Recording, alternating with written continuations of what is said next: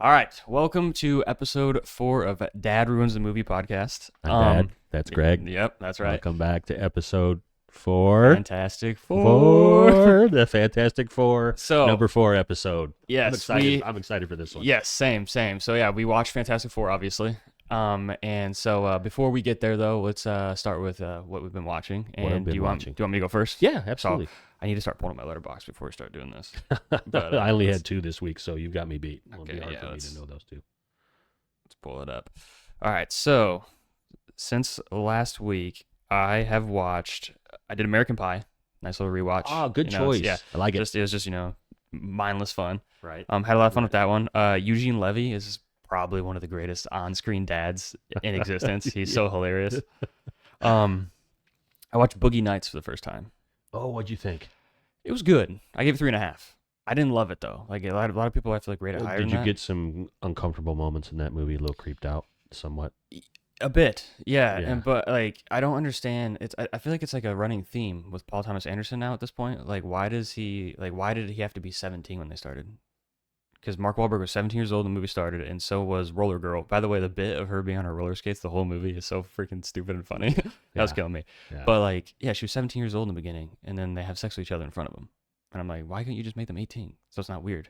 I don't know. I mean, that whole industry is creepy. Maybe that's why, Yeah, I mean, to make because you it's a uncomfortable. it's a creepy industry. I mean, Yeah. just look at all the shit that goes on in that movie with all the care. I mean, the one William H Macy's wife, who's I think is an actual porn star. Oh, is she? Yeah, and Okay. she played it, and she everywhere he goes. Yeah, she's- that was funny too. We'll keep it clean. This is a Yeah. family show. Yeah. But yeah, I mean, that whole movie is just uncomfortable to Mhm. watch. It is. But it's a good. I mean, John C. Reilly is hilarious in that. He movie. is. He's very funny. Even if it's not intended. Yeah, it's- no, to be fair, the first half I was kind of bored the first half. I Right. feel like it's when I got more towards like the drama of it all, like, his life falling apart and all that stuff's when I started to like actually like be more entertained by it and like having a good time with it.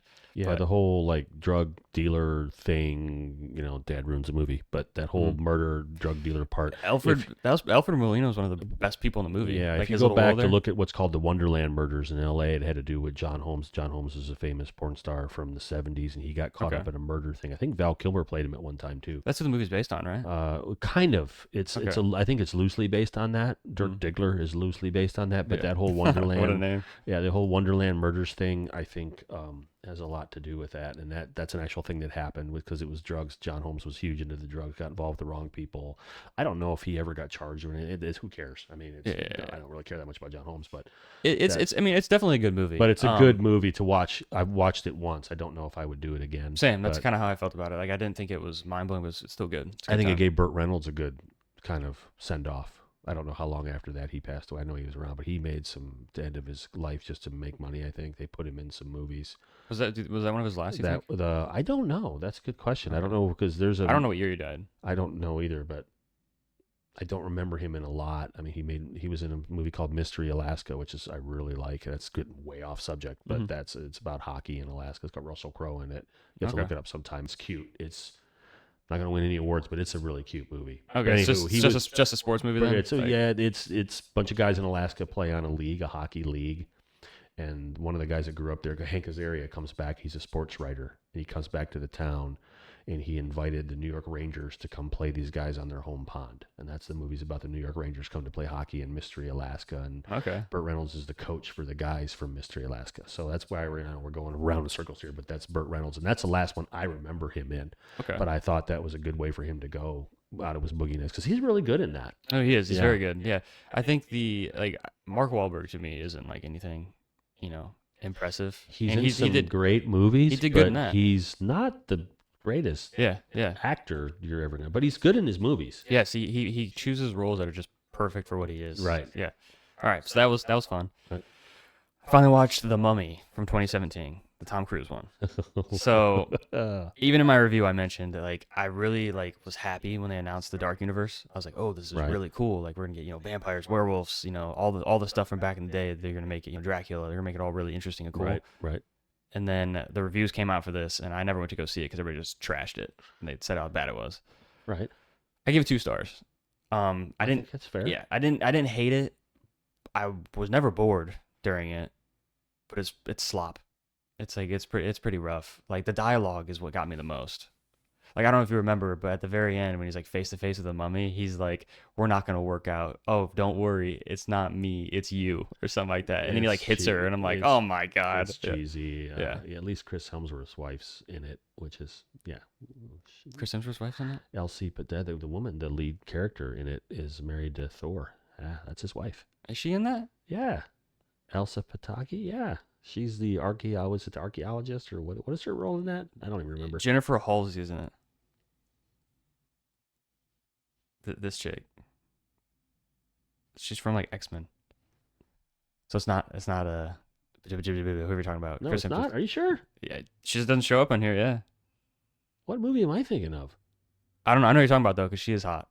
Yeah, his wife. No, is she not in that? This chick. So this chick is from. Her name's Annabelle Wallace.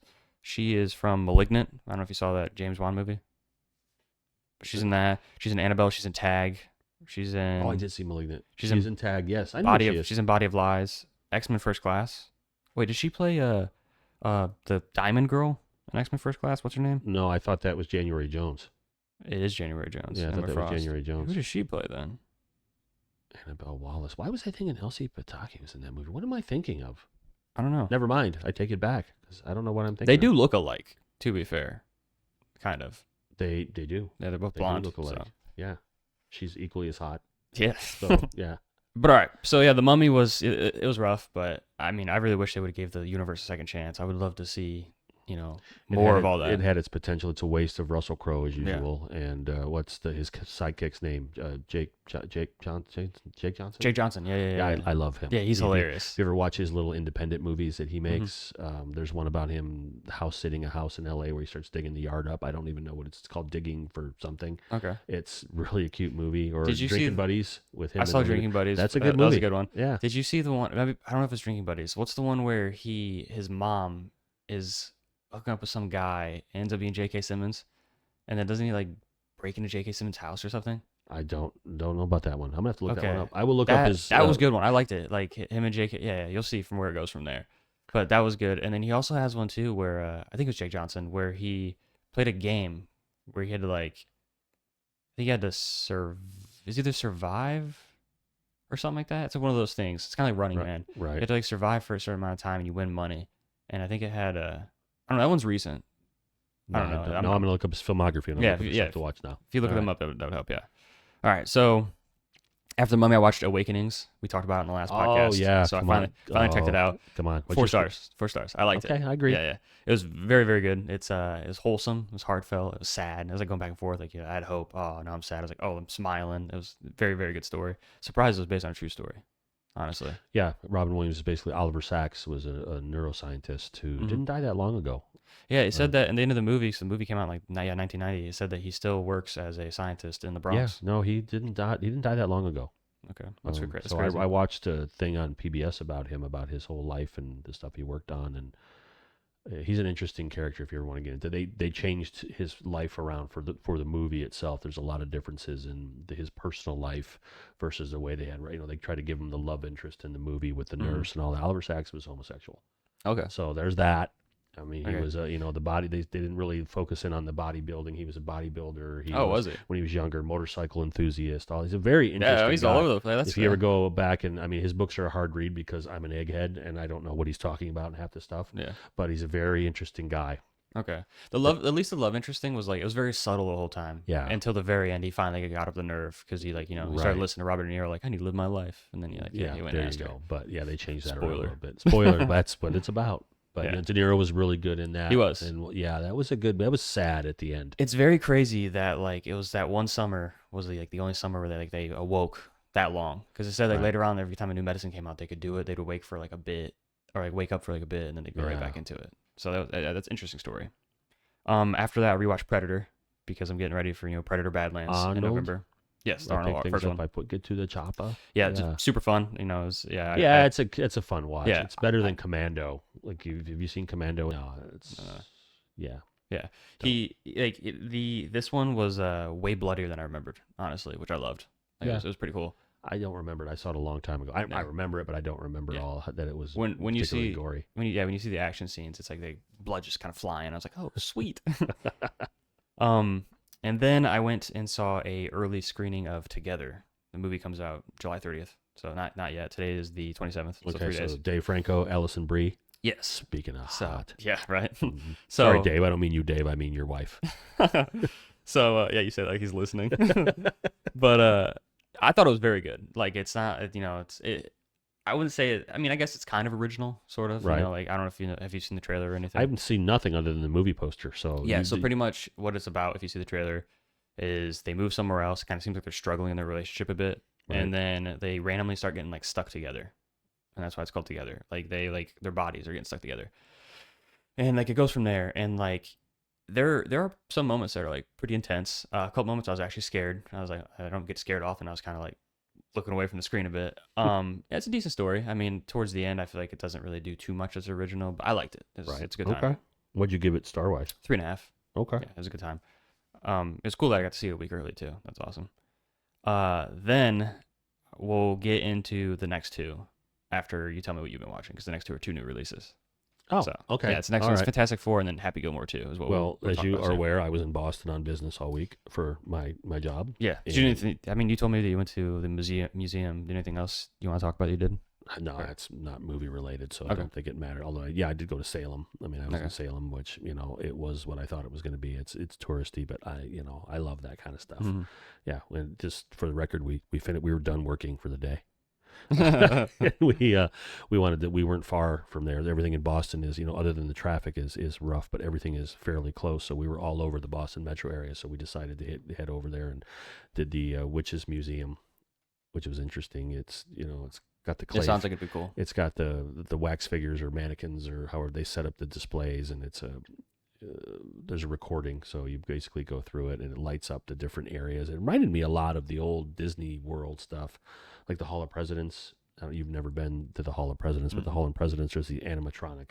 The presidents would stand up and talk, and it was very cool when I was a kid. But this sort of reminded me of that. It's about 45 minutes. You go through it, then they take you into this room and have this kid who's really poorly prepared give you give you a speech on the history of witches and how they're interpreted, why they thought people were witches, and then how they turned into the green colored witches, which is not a thing until they made the movie The Wizard of Oz, because even in the book The Wizard of Oz, the witch is not green. Yeah, well, look at But that. It's right back in the movies. It worked. Did it on it was segue. They did it right. They did it for the movie to make it stand out more. They painted her green, and that's where that comes from. Witches were haggardly women, supposedly, but they were not green. So we went through that whole thing. So that was kind of cool. Okay. But we got done traveling. I get back to the hotel very late, and there was actually a movie channel, not the movie channel, but a movie channel showing movies on the hotel cable, which I found interesting because Monster Summer was on there with Mel Gibson and a bunch of kids I don't know of. And I've never heard of it. And the kid that played the catcher in The Sandlot is in it. And that's all I'm Okay, gonna the say red, about- the redhead. Well, he's not curly? a kid anymore, Yeah. but he's in that. I think that's him. I'm not sure if that's him or not. I don't know. You for want to look sure, it up? But let's look it up. I don't. All right. Maybe I'm wrong, but it sure looks like him. But It's Monster Summer. it might not be him. I don't think it's him, but he kind of looks like him. But it's called Monster Summer. It's from last year. And I'd have to. There he is. Yep, it is him. That is him. Yes, he's in it. And I don't want to give anything away, Okay. even though his dad ruins the movie. But it's one of those coming of age, something. He ironically plays an umpire. He's the umpire, but something sinister's going on in the town with the kids, and the kids are trying to figure out, and they partner up with this old cop, a retired cop who's Mel Gibson, Okay. to figure it out. I really enjoyed it. I'd give it a 3.5, and it's nothing. Nobody's ever heard of it. And I it's never just- heard of it. It Yeah. fits in with we've talked about it. I think in every episode is the coming of age films and the Mhm. kids in the summer, and there you go. I found another one. Speaking of that, I have another one that popped in my head. I think I watched it like a year or two ago, maybe. It was something about, I think it was summer of '84. Summer of '84. It is. Okay, yeah. This came out What is this? in 2018, and yeah, it's a horror mystery, and I liked it a ton. It's kind of like a coming of age as well. Yeah. I can't remember what the synopsis is. He thinks his police officer neighbor is a serial killer, and so he keeps trying to investigate it. Okay, well, it's like So it's kind kinda of like like the- Disturbia Or the Burbs. or the Burr. Well, Kind of. don't talk. That movie's a classic. I like the Burbs. No, I like the Burbs. Is a classic. I also think Disturbia is really good too. It is. That's pretty Mhm. good. Yeah, that one, the Disturbia, is that? Yeah, that's where the kid thinks his neighbor is a serial killer, right? Yeah, Shia LaBeouf is with that Yeah. chick, and they're like looking outside, and he keeps like dragging stuff out of his Yeah, I garage. think, is that David Morse? That's the neighbor? Is that who that is? I think the actor? He's recognizable, but I don't know I think his it's name. David Morse. I could be wrong. Okay, yeah, I can look it up, find out, just so we can be sure if I can spell. Where's the cast? Yeah, where's the cast? Usually that comes up. Oh, I thought I saw it for a second there. There he is. Yep. Yeah, Dave Moore. He's a good actor. I like him. He is I've good. always He's in- liked him in everything he's ever been in. He's in a lot of stuff. Yeah.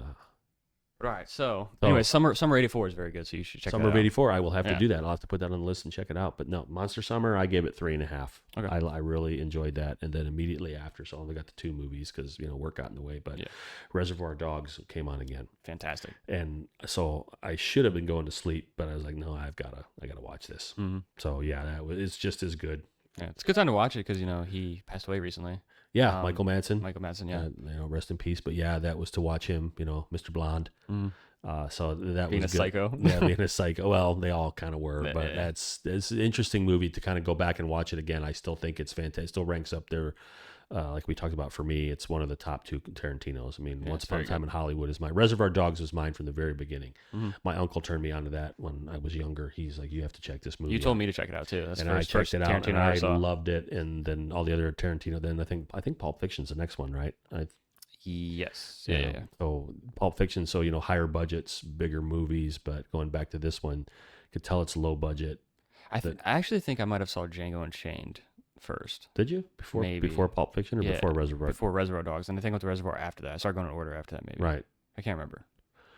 but that's a good one. So I got to enjoy that one again. That's a good one. It is. It's very, very good. it's a good movie. Not super long, which is what I like about it. His movies that after that are ungodly long, but was not one. The only one that you really feel, I think, the length in is which you've even talked about, Hateful Eight. Oh, that's painful. Yeah, you can feel the length in that one for sure. Even though I like the movie, you're sitting there and you're like, all right, Let's go. Come on, I'm let's like, go. oh my God, there's another 30 minutes of this, Yeah. and then there's another 30 minutes of Just this. keeps It's going. killing me. But all right, so that's all you checked out then, just those That two. unfortunately, that was it. Other than our 2 new ones that we got to do, that you called me about when I got back in town, and I did watch that one. Plus, us going to the theater to see the other one. So those are the other 2 new ones that I had. Let's dive into those. Let's then. get into So, yeah, he got back in town, and I sent him a text, and we went and saw Fantastic Four yesterday. So we'll do like a quick little spoiler-free like review, and then we'll just talk about whatever we want after that. Do you want to go first, or I do. I Okay. did not go into this movie with a lot of high expectations. I know I've been trying not to do that, but I say that because I don't know anything about the Fantastic Four other than the older movies that I've seen, the different variations of it that have happened over the years. But I don't know anything about the Fantastic Four. It's not a comic book I knew about. It's not I never watched a cartoon. have you ever seen that really, really old one, the one before like 2001 or whatever that one came out? It's like the 70s or something. No, I don't. Here, But was there one in the 70s? Yeah, I think so. Yeah, I can tell you, I know very little about this. Fantastic Four movies. Oh, it was never officially released. So 94. 94. Fantastic Four, 1994. You've ever seen any of this? Who are those people? Okay, yeah, it wasn't officially released, but look, it has like the who's the runtime. cast? Joseph. I don't know who any of those people are. I know who Jay Underwood is. Yeah, I don't really recognize any of them. I've seen this picture go around quite a few times, but yeah, No, I did not know that. I guess it never came out. Probably with good reason, right? Well, never mind then. No, I did not. So I knew very little about the Fantastic Four, and I Mhm. went into this one, and I love the universe that they create, or the Earth 828, or that whole. It's retro, but it's the future, but it's retro. Yeah, it's really cool. It's that whole universe is the wrong word, but that whole, I guess it is the right that word, version of Earth. That version of Yeah. Earth is very cool. It is. I didn't know what to expect. Loved it. I thought it was great. It set it up. You didn't go through a lot of origin nonsense, which I think we spend too much time in the movies. We get right to the story. It gets going. It was really good. I mean, I can't think of a bad part. I can't think of a part of the film where I didn't like it, because usually we'd be overcritical and say, it was really good up till this was corny or that. No, I didn't think any of that. I didn't think that about any of it. It was really good. Okay, what would you rate it? I was torn between 4.5. I think if I go back and watch it again, it's going to get to 4. I'm going to go with the 4 only because I'm probably going to take it up from there. Then I'm going to watch it again. Okay. That's one of those that, like, yes, I will watch that again just so I can see the stuff that I didn't catch. Yep, I agree. Yeah, so same thoughts, honestly. Yeah, the world itself, I like that it kind of felt like it was already established, and like they, you can tell that they really love these heroes. They're getting a lot of praise, which is nice because Right. with the Sokovia Accords and Civil War, everybody's kind of hating the Avengers. So I feel like the Avengers never got this level of praise. Yeah, the retro futuristic was like Right. really really cool. They showcased their abilities really well too. I feel like we got to see all of them using their stuff in like cool ways. I feel like the villains actually felt threatening. Like there was actually some stakes at hand, and like I didn't know how it was going to turn out. Yeah, I didn't think can we say his name? Galactus. Galactus. Yeah, I didn't think we know it. Galactus was corny because you watch a lot of movies and they get to the villain or the bad guy and it's corny. Mhm. I mean, Suicide Squad's a perfect example of that. Yeah, Starro. The Yeah, the Starro, starfish. that version of the movie with that cast I liked up until the end. Mhm. And I didn't mind it because I know James Gunn's is just silly. And So I was like, this is ridiculous. And that's what I didn't like about the end of it. This is a big freaking starfish. That's shooting, crazy. shooting little starfishes at everybody. Yeah. Oh, I hated that part, but I loved the casting because the first one, the Will Smith version of it. It's pretty rough.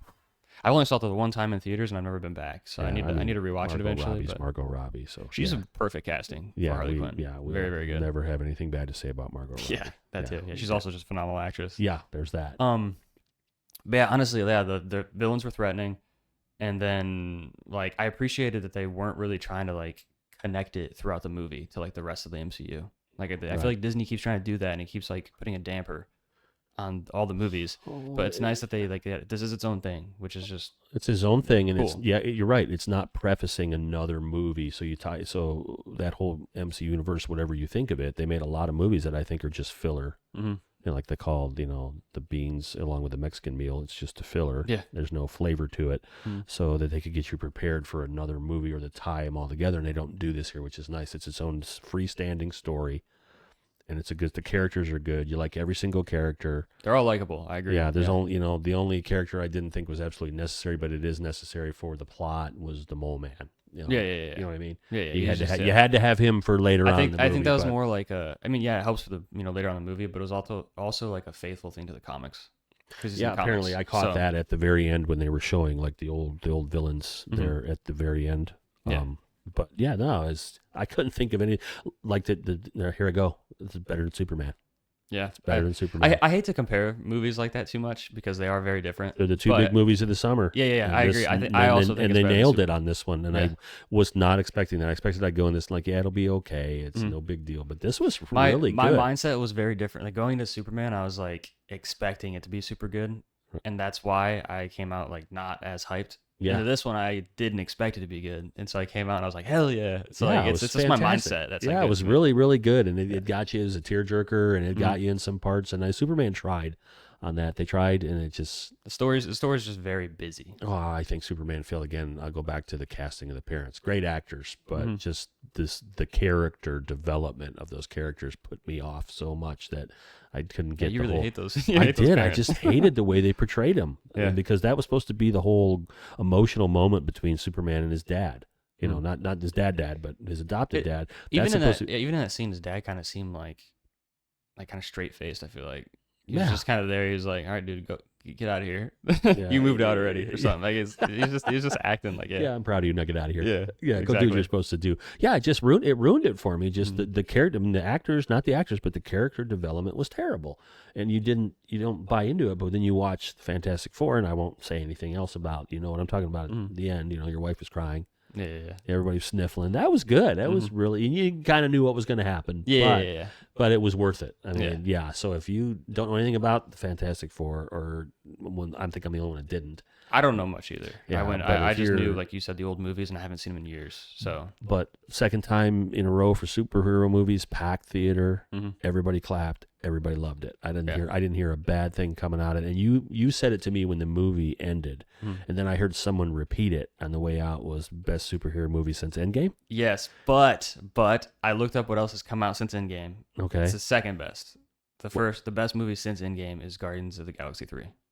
I Have you have seen to. that? It's on tonight. Actually, I may watch it tonight at Okay. home. It's on because you mentioned that to me, and then I saw a preview for it. I was watching. The Avengers was on yesterday, just before we left to go. Hmm. Because every weekend, I think it's FX They play some superhero shows. stuff. They just got a plug. You're welcome. Yeah. They show Avenger Yeah, films. sponsored by FX. Sponsored by FX. Yeah, they show that movie. So this one of those. No matter which one it is, I always stop in. Like Civil War was on the other day or earlier, and I caught that.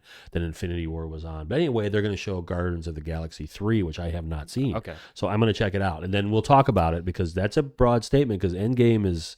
You think it's better than Endgame, or No, it's the best one since Endgame? Sense. So, but at the same time, like, I mean, we can talk about that forever. Endgame, I think, is so good because of all the other movies. It carries it. It builds it up. Yes, They build up to it. If let's say that movie came out as the first movie, we Right. don't know any of these characters, have connection to any of these characters, it wouldn't have been as epic. So it's epic because we have the other Captain America movies, the other Thor, Hulk, all of them. We have all this stuff Iron built Man, into it. Iron Yeah. Man. It's literally everyone. So it's Doctor Strange, Star-Lord. Avengers, Age of Ultron, Then it's Infinity War, Infinity War, and then Endgame. Endgame. Yeah. So there's only 4. It just feels like there's more, doesn't it? There's a Yeah, ton. it does. But okay, those are all really good films and I like all a of them. great arc to them. Yeah. I mean, the Infinity Saga is incredible in my opinion. From the very first Iron Man all the way to Endgame is like, I mean, yeah, there's duds in there that are like not as good as the rest, but still entertaining. But Yeah, very very good the whole time. They screwed the pooch with the Hulk movies. Which Hulk version do you use? Did they Eric Bana Hulk or the Edward Norton Hulk? Which one did you like better? It's been so long since I've seen the Eric Bana or Bana, whatever his name is. That's the one with the dogs, right? Weren't there like dogs chewing on him in that one? I don't remember. Also, isn't that the one too where like he wipes the mirror and then like it's like Hulk in the reflection or something? I don't Okay, cool remember that scene. either. Okay, what? Here, hold on. I don't. We'll have to look. But Yeah, let me one look. of those. I mean, I already know the answer to my question is what my answer would be. Hulk scene with mirror. Yeah, it is Hulk 2003 with Bana. Yeah. Okay. Oh, And that's the one with Nick Nolte, right? I think Nick Nolte's in that one as well, or is that the Norton? No, that's this version. That's the Nick Nolte version. I don't even know who Nick Nolte is, honestly. What? Yeah, who's You Nick don't know who Nolte? Nick Nolte is? Mm-mm. Oh my God. Yeah, do you remember this now? He's wiping the mirror and the fog off the mirror after taking a shower, and then Hulk's behind it. Wiping. Yeah. Oh, that's. Yeah, I think he breaks through and grabs him. silly. Oh, okay. This is the one. Yeah, this is the Hulk of it. I remember there's like these mutant dogs or something that are attacking him too. Yeah. No, I would go with the Edward Norton Same. version of it. Same. Is much better. But go back to the casting for a second. I want to see if Nolte's in. Is this one that Nolte plays his father or not? Oh wait, I think I know. Now, Sam Elliott's yeah, Thunderbolt yeah. Ross, and then Nick Nolte. Yeah, I remember him. Yeah. And he's David Banner, right? Or is it? Yeah, I can't remember exactly who. Brian. Brian Banner. Yeah. Well, it's Bruce. David Bruce Banner's actual Dr. Banner's name is David Bruce Banner. Oh, is it? Yes. Okay. Little known fact. Nick Nolte. We couldn't go back and talk about Nick Nolte later. The fact that you don't know who Nick Nolte He's is. the dad in Warrior. Yeah, he's the alcoholic dad. Yeah, but he is in so Tropic Thunder, too. He's the guy Tropic with the hooks for hands. He's been around forever. He's in 48 Hours. Eddie Murphy, 48 Hours. He's the cop.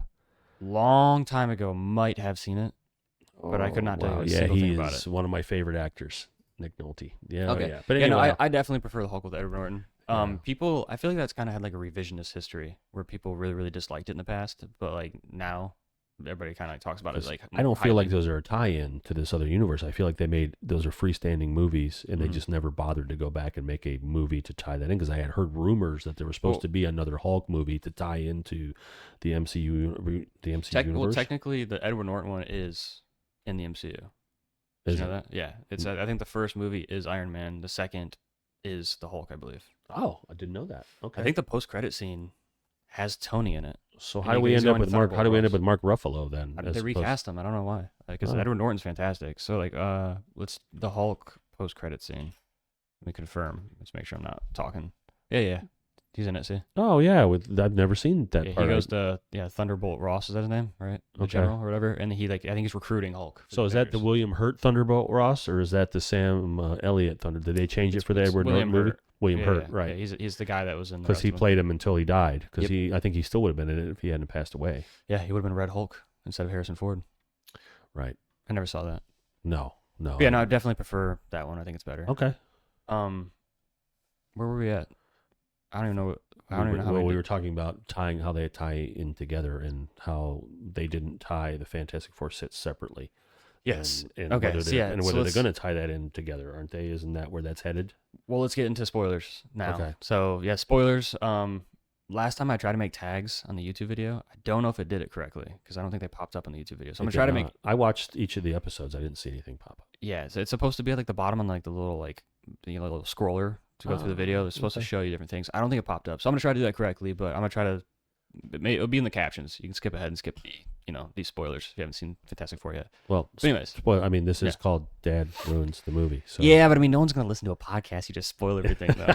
So I guess we can make a thing out of it where like when we hit spoilers, you just say like the craziest. Biggest We're not gonna spoil new movies. How about that? Yeah. We're gonna spoil everything else. So if you haven't seen something that's older or really old, well, I'm sorry, but we're going to talk about it because, like I said, I don't think you can talk about a film without getting into the plot and what happens. Did I ever explain why we kind of named it Dad Ruins the Movie Podcast? Did we talk about The Usual Suspects? Because I ruined the you used the and you haven't let it go yet. No, that was like 5 years ago, and I haven't let it go. Have you watched it though? No, I never will. You have to watch it. Spoil it, man. So what? Watch it again. You'll still love it. I probably will, but eventually. But yeah. Yeah, but that's why it's called that. But yeah, okay. So spoilers. Did you watch the trailer for this movie before going in? No. So I was impressed that the trailer is pretty much the first like 10 to 20 minutes of the movie. Most of it. Right. Like most of the scenes that were popping up, like there's a part in the trailer where Mr. Fantastic was in the beginning of the movie. Remember, like they're doing a little montage showing like what they've done, which I thought was cool. We got to see their abilities. But you know the spot where like he jumped up on like it looked like a carrier in like the ocean or something. There was like fire behind him. Yeah, I thought that was gonna be from the end of the movie because it kind of looked muddy and gray, which Marvel kind of has a thing for doing that during like their big fights. It starts to get more like washed out. Right. But showed another. I don't know. It was like a bunch of spots, and like if you watch the trailer, you'll see like, holy crap, yeah, that was in the first 20 minutes. But then there's some stuff towards the end, obviously. So I did like that. But yeah, anything like in the beginning that you want to really talk about? No, now that I mention it, I may have. Well, we did see a trailer when we went to Superman. We saw the trailer, and now that I think about it, you're right. They did not give away a lot. They didn't give away much at all. No, they showed maybe the very beginning, some things at the beginning of the movie, but they didn't give it away like most movies will show you the whole film. Yeah, so it's nice that they didn't really. You don't even need to see a movie because you've seen the trailer and it's all of it. I only watched the first trailer, so I didn't see anything since. Maybe the second. I like that they didn't. They might have in the later ones, but they didn't show Galactus besides his feet in like that second trailer. I didn't even see that. Yeah. All I saw was maybe some of their abilities, like Mr. Fantastic, and then of course Sue with what she does, and the thing is the thing. But yeah, the part where Galactus is walking through the city when he first gets out of the water, and it zoomed in on his feet and everything was shaking. That went around in like the second trailer. Oh no, I didn't see that. I think it was practical too. I think it was actually Ralph Ineson or whatever his name is. Yeah, I think. Can we look him up? Because I'm trying to figure out who that is. He's in The Witch. He's the dad in The Witch. Well, let's see him. I can't. I've seen. I don't know his name, so I'll just type in The Witch. It's a Ralph Ineson. Him. Oh, yeah. He's what been. Else has he been in? Nosferatu. He's in Northman. Apparently he's in Deathly Hallows. I don't remember him in there. Everybody was in Nosferatu. Yeah, he's in there as a doctor. Guardians. Player one. I don't remember. He's probably disguised as something else. You wouldn't recognize him. Green Knight. He is the Green Knight. Oh, well, he's covered. Have you seen that movie? Yeah. Yeah, he's covered up. You can't tell who that is. Yeah. His voice, though, is so recognizable. So he's kind of like he's the Doug Jones of certain movies. Like Doug Jones always plays the creatures, and you just never see. Don't know Doug Doug Jones was the original Silver Surfer. Oh, okay. Doug Jones was The Shape of Water. Wait, do you see Ralph in here? This is like Guardians 1. He's in here, but I don't. Oh, there he is. Oh, he plays as a Ravager. They put him in the MCU twice. Okay. That's awesome. No, but Doug Jones is, if you've seen Hellboy.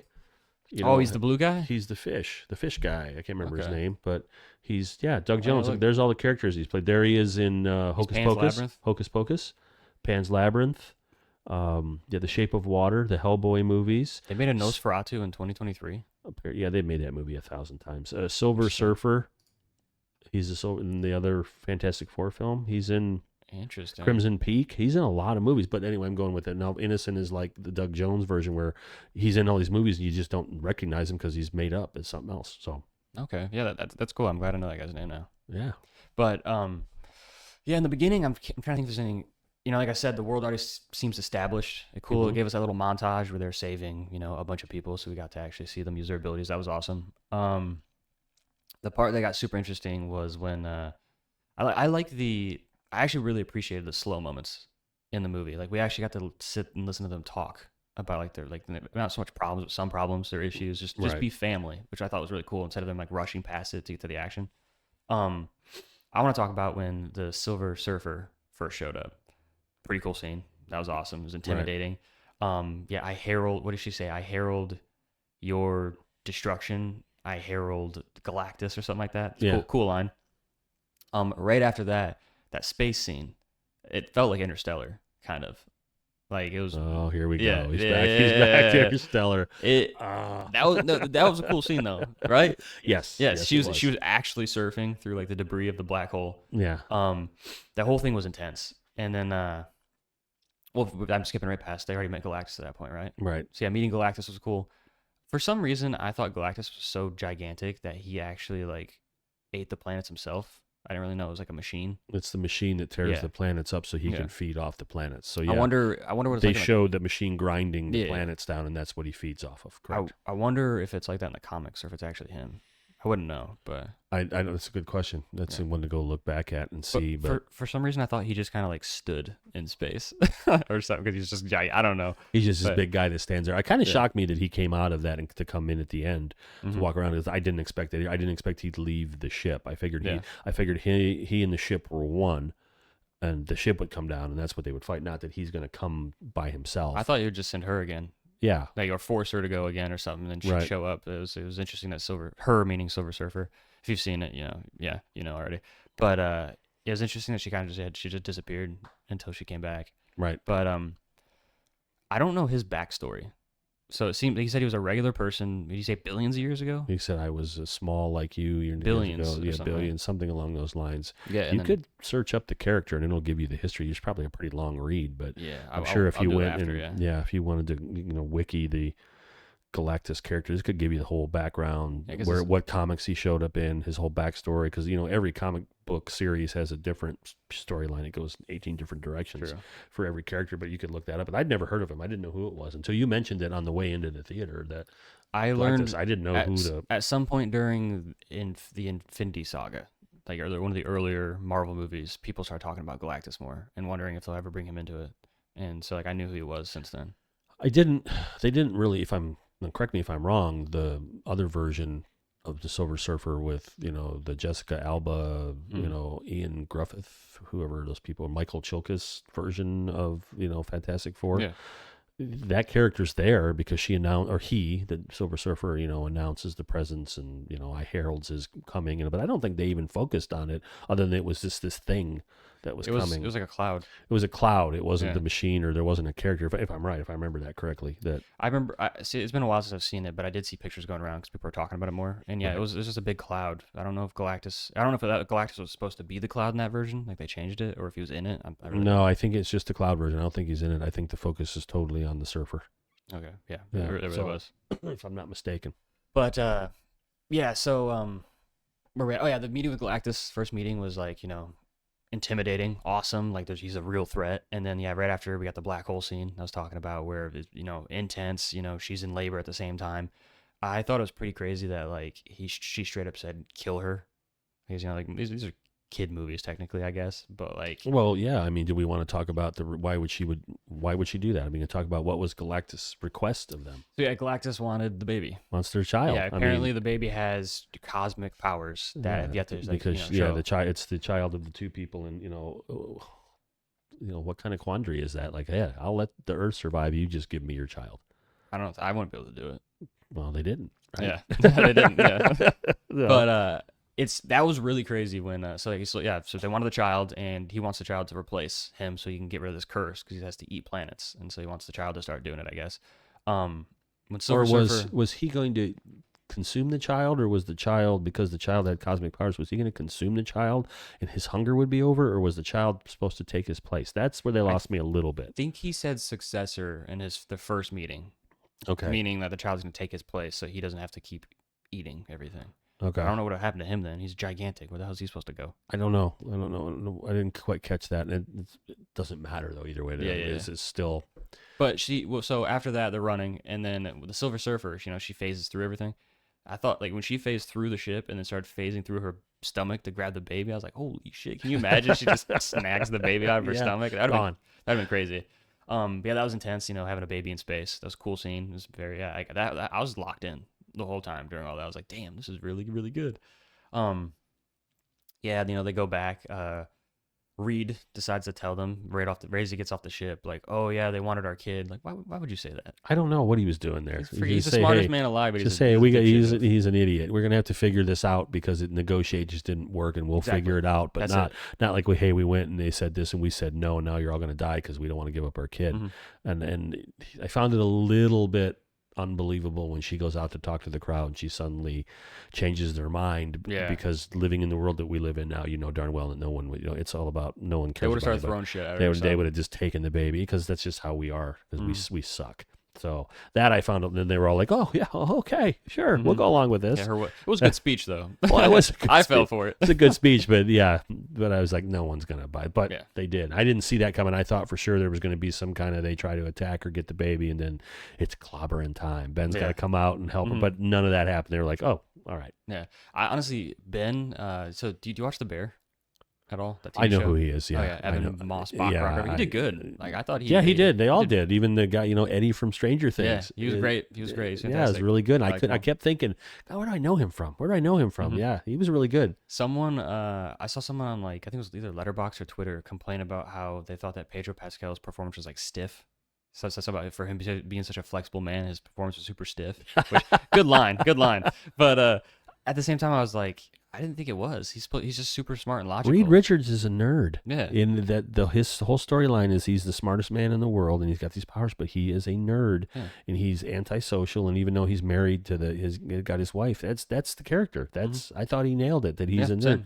Yeah, people got to look past, because they see, they look at Pedro and they see, the Viper from Game of Thrones, and they see Joel and they see all of these characters he played now, and I think he nailed it. Same. I think all of them did. I think they were all good. They all did very good. Yeah.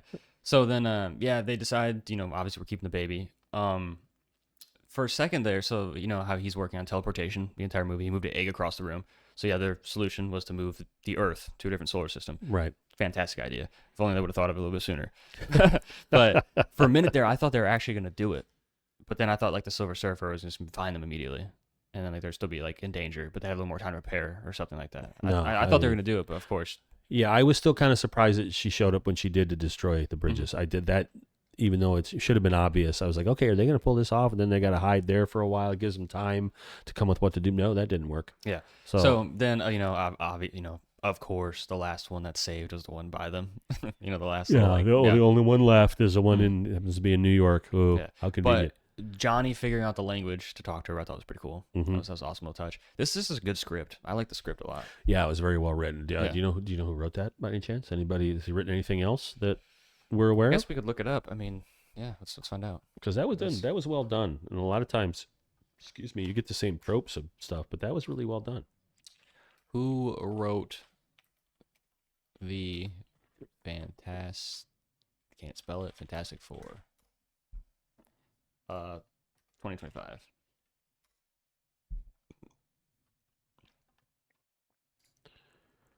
Says that screenplays by Josh Friedman, Eric Pearson, and a team.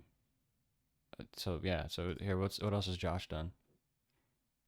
War of the Worlds, Terminator, Dark Fate, Kingdom of the Planet of the Apes, Way of Water, Kingdom of the Planet of the Apes, The Black Dahlia. Yeah, interesting. He's got that's pretty good. Pretty good. Interesting career, plus a bunch of TV stuff. What's Eric done? Oh, Eric's done a lot. Wow. Oh, he did rewrites for Endgame, Infinity War. Okay, wow, interesting. Oh, yikes! He did Quantumania. Was that bad? I have not seen it. It's very, very bad. Thunderbolts. Yeah. Okay. Co-write with Thunderbolts. Well, yeah. I mean, he did the screenplay for Godzilla vs. Kong, which I don't know. I don't remember if that was good or not. I think it's fun watching the monsters fight. I believe that's the one. But then the actual human stuff was pretty bad. Yeah, I don't remember if that's the Godzilla vs. Kong. Is that the one with the robot Godzilla? Or is that a different one? I can't remember. Yeah, they start fighting together, don't they? Yeah, they end up fighting together because there's another robotic Godzilla Doesn't he have an axe? Kong at some point. I don't know. All right, we're getting off topic. So yeah, the very end, obviously Galactus, like you said, gets off the ship, comes for them to come get the baby. They try to trick him, doesn't fall for it. I thought it was really cool how like he didn't care that he was getting hit. It did not hurt him. Like Right. when he was caught on fire, like Galactus was. I was like, Yeah. oh shit, he doesn't care. Well, even the eyes, they, hit him in the eyes, and it just nothing. He just blinked. Yeah. So that was cool. And then it was cool to see like I feel like if I remember correctly, the older ones they really didn't do Sue Storm justice. She was pretty like I would agree. she's pretty Yeah. like I'm pretty sure she was trying to do like the invisibility or something or like a shield in the old one. Didn't her nose bleed?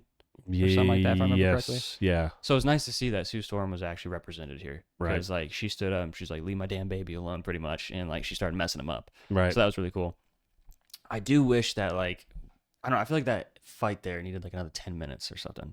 It needed to be a little bit longer. It wrapped up too clean. If he's Galactus, you know what I mean? I feel like he should have gotten out of her doing that.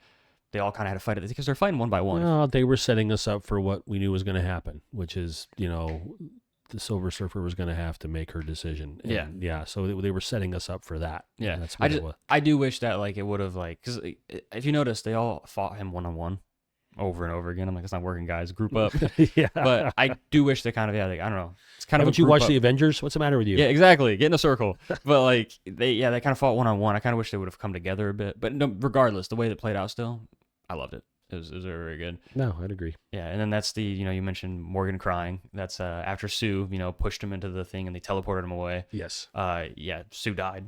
And so yeah, that's pretty sad. I saw a spoiler of that online, unfortunately. See, I didn't. I avoided all of that. Didn't see any of that, But I wasn't quite expecting that either. It still surprised me because I was just so into the movie, I wasn't even thinking about anything I saw. So yeah, that surprised me. And then okay. Well, at first I didn't think she was gonna come back. I thought she was actually dead. Right. But then they put the baby on her, and I was thinking in my head, I was like, this is pretty messed up for Marvel. You're putting that baby on a dead woman. I was like, what are we doing the here? baby was reaching for her. Remember the baby? Because they kept talking about we don't know what powers this child has. We don't know what this child can do. And then the baby's reaching for her. And I'm like, oh, here we go. Yeah, I knew it was coming too. The baby's got the powers which they still really never.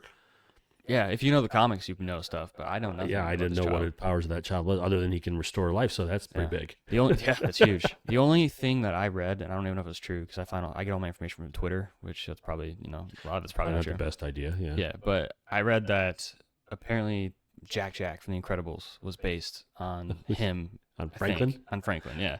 So I don't know if he has. I can see that. He's probably a jack of all trades type of hero. He can probably be the Human Torch. Maybe he can turn into the Thing. He can be flexible. Yeah, because Jack's can flame. He's fast. All that stuff, right? He's flame. He turns into a devil. He turns into steel. So he turns into like Silver Surfer type of thing. Right. So yeah, he probably can do it all. I'm assuming. But Mom comes back, and then you have like that funny ending of them trying to put the the car seat in the car. Great way to end it, honestly. I thought it was great. Yeah, then after that, is there anything else you want to talk about the base movie? We got to talk about that post-credit scene. Yeah, so the post-credit scene is 4 years later. So, Franklin's now 4 years old, and Dr. Doom shows up. Yeah. So that's setting up Doomsday. Very cool. That was a very cool. And I know very little about this whole universe and this stuff, but I could tell just by the audience reaction in the theater that was pretty cool. Now, I do know who's supposed to play him. Yes, yep. Yeah, so Robert Downey Jr. I'm not a big fan of that decision, but I don't know. I mean, I've only seen Doctor Doom, the versions in those earlier movies, and the newer version before this one. I don't even know who the actor was that played Doom. Never seen him before. And then you had Julian McMahon, who just passed away 2 weeks ago or a week ago. Oh, really? Yeah, he passed away. He played him in that older one, and I don't think that's another character they didn't do a lot of justice to. So I think it's in the comic book world, it's a big deal because everybody was hooting and hollering last night when he came in. Yeah, I don't know anything about him either, but no, the decision I was talking about was like bringing Robert Downey Jr. back to play the role instead of hiring someone else. But I mean, Robert Downey Jr. is pretty damn good, so I know he's going to nail it. He's going to nail it. He's going to bring people. I mean, he can't be stuck playing Iron Man the rest of his life. I mean, he's a good actor, and he's, I think to me, he's been pigeonholed now. Occasionally you see him pop out in a different film here and there. Did you see Oppenheimer? Well, yeah. You did? Okay. Yeah, I mean, he's phenomenal in that movie. Yeah, he's great in that movie, and in anything he's done lately, he's really good at. I mean, there's not all the movies are that successful. Have you ever seen the Judge? Is it called The Judge? I don't know. It's based in Indiana, although the town is supposed to be an Indiana town doesn't exist. But he plays a lawyer that goes home. Robert Duvall's his father. Hmm. It's a good movie.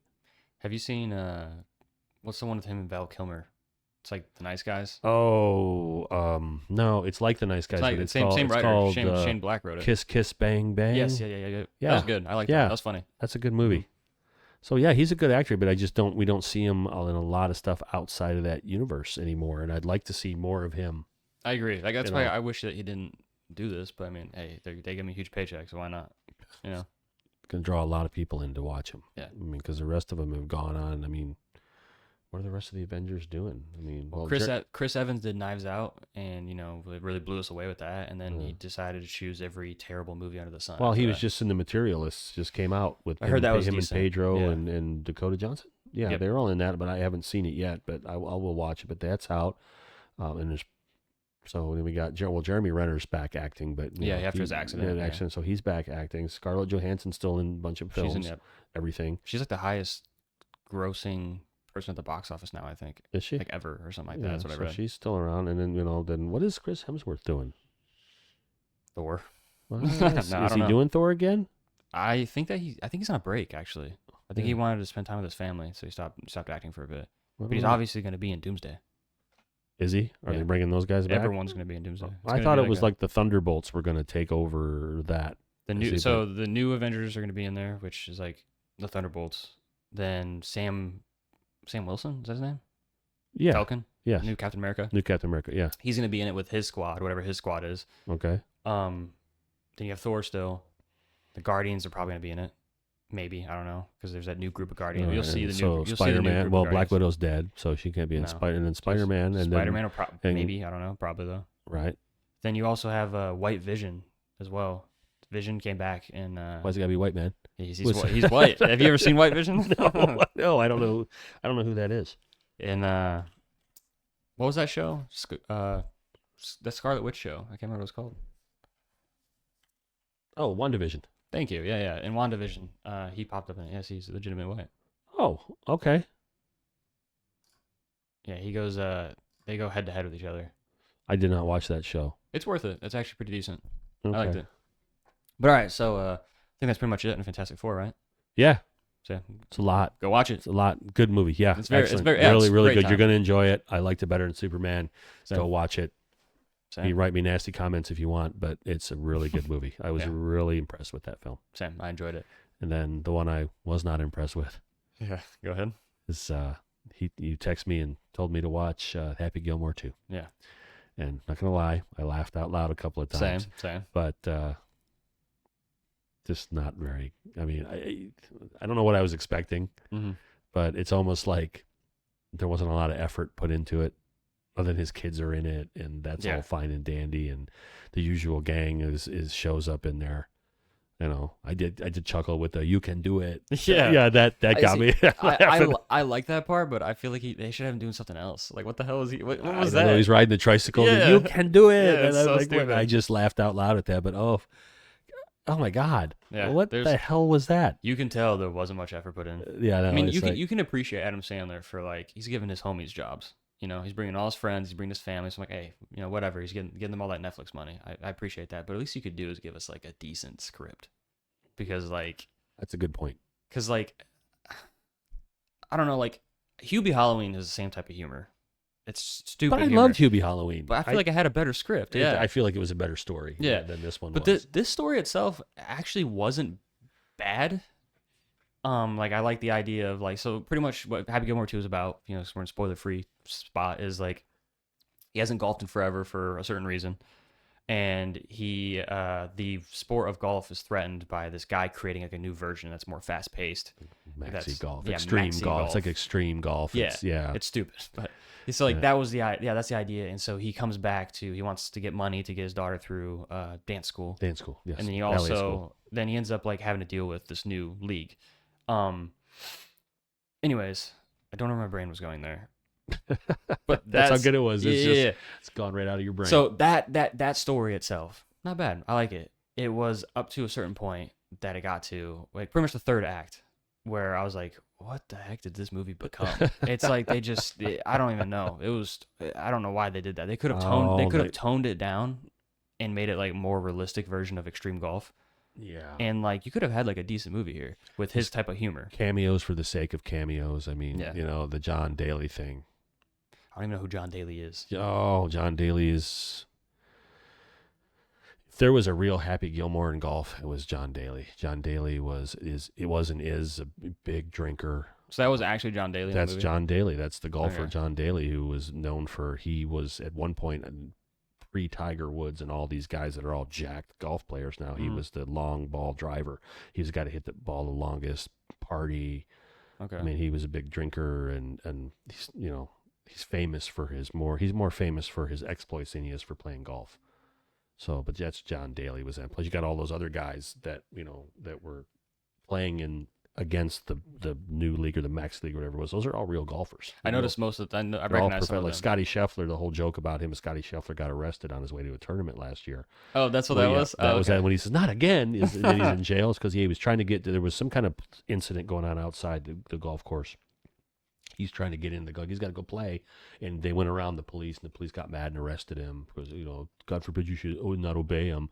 And the guy didn't recognize him and know who he was, and he was released. They let him go. They didn't do anything to him, but okay, that's actually good. So that's that's good where the bit, joke comes from. Is he got arrested again, and all those guys. Rory McIlroy is I recognize most of them. Like I said, so I wouldn't know those the guys are all names, but golfers, and then some of the other cameos are a little. so yeah, we'll get into the cameos. So then, overall, it missed the mark when it came to like story, but for like nostalgia, it's there. If you're a Adam Sandler fan, you're gonna laugh at some of these dumb jokes. A lot of them don't hit at the same time. right. So I was underwhelmed leaving, but I still gave it 2 stars. Yeah, I was gonna say I gave it 2. Yeah. Okay. I mean, I know some people out there gave it like a half star, but I gave it 2 just because if I hadn't have laughed, Yeah. but I did. I always laugh, jackass. That just cracks me All right, up. so let's get into spoilers. Come on, talk All about right. it. So the first thing I disliked about this, I did not like the brothers or the sons. That whole bit of them all like fighting each other 24/7. It's stupid, and then you I didn't didn't like catch that. the name. They're all named after hockey players. And Oh, are they? Yeah, Okay. his son Gordie Howe, and they're all named after Bobby. They're all named after famous hockey players. Okay. It's just that what could have. Yeah. They could have done without that. I didn't like that except for one scene. The scene where his car won't start, so they beat the shit out of it. Yeah. I was laughing. I was like, this is so stupid. But then Steve Buscemi from across the street, he's the neighbor. Yeah, he just comes up, starts beating the shit out of it with them. I thought that was so funny. And then they start yelling at him. He just does that twirl, and they're like, what the hell? And then he runs. That killed me. That was funny. Yeah. The You Can Do It thing, I thought, I love that. They brought him in to do it. Rob Schneider. Then the other guy, the homeless guy on the beach. Yep, he's the dad from 50 First Dates. He's in a bunch of the movies. I don't know his name though. He's also played the Cajun guy before too. He was in Waterboy, right? Yeah, he was in Waterboy. He's done that between him and Rob Schneider doing that. There's a guy with the messed up eye in all of his movies. He worked at the insane Tim asylum. Tim Hurley, I think is his name. I don't know. I think that's his name. You would have to look him up. Yeah. Yeah, he made. He's in cameo. all those movies, but I've never seen him in anything other than Adam Sandler films. Honestly, same. Happy Gilmore 2. It's gonna be a second before he pops up, probably. Oh, I forgot about Travis Kelce. I forgot about him. He's not even on here. Yeah, if you just look up Tim Hurley, it's Herily. So there he is, right there. No, that isn't him. Who did he play? He's at the top, very top. I don't know. Who was he? Who did he play in the movie? I truly have no idea. Or maybe he wasn't even in it. I think maybe he's just a producer. So what is the guy with the? What's a movie where he plays like a more significant role of Adam Sandler movies? The guy with the the eye. Well, he's in every one of them. I know. He's I'm trying to think of in Big Daddy. He's in Little Nicky. I don't remember him in Big Daddy. He's in all of those movies. We just got to find him in the cast. We're on the hunt. Where is he?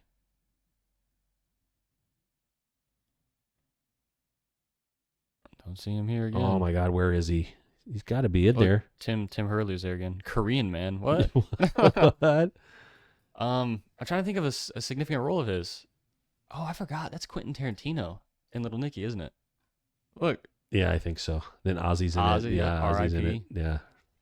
All right, we'll find his name out later, I We'll guess. find him, But but yeah, him showing up, and then you've got the cameos in which Steve Buscemi, like I already mentioned, he was Peanut at Mailbox in the beginning. Peanut in the I Mail. laughed. I laughed at that. I don't Yeah. know why, but I thought that was funny. Yeah. But they had to replace. So you had the basketball player, that big tall guy, is an actual basketball. Okay, someone told me that. A coworker told me he's that. I wasn't sure. He's an NBA player, and he's taking over for the actor that played his dad and passed.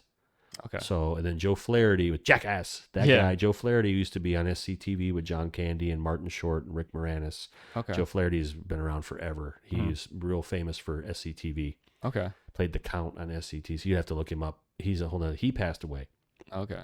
So Eminem plays. Yeah, his son. so I don't know how Eminem There got was in there, but so there was at first like I don't know what musician showed up first. I can't remember who it was. I saw somebody I think, but then like Post Malone showed up as like Post Malone. the host or whatever. Yeah, and I was like, why? I was like, why is Netflix paying him so much money to show up for this role? He didn't even talk. He had like one he said line, a couple of lines. Yeah, but then Eminem shows up, and I'm like, what the hell is that? And I was like, that's so like, I was like, that's such a weird like. And then they had Kid Cudi show up as the FBI agent. And I was like, Dave, this is like a running gag. Yeah, They're just bringing in all these. These interestingly enough, Vern Lundquist, the old guy with the glasses, that's calling. He's the same guy. Vern Lundquist is a very famous sports announcer. I was on CBS for years. He was in the original, right? I probably. He looked old in the original. Like, how old is that man?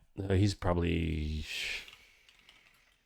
If he's not 80, I'd be surprised. Vern Lundquist has been around forever. Let's do the first Happy Gilmore to see if he's actually in it. And Vern Lundquist is all golf and football and announcing. I've been watching him for years. There he is. Yeah, see, he's in the first one. Yeah, there he is right there. And he's 85. 85, Wow. I would say. I think he just retired. By the way, I thought they recast her. No, that's her. That's her. She That's looks her. so different. See, Richard Kiel is the guy, Mr. Larson. There's Richard Kiel. Now, he passed away right up in top. Third one right there. Yeah. Right then. So they had the basketball player playing him.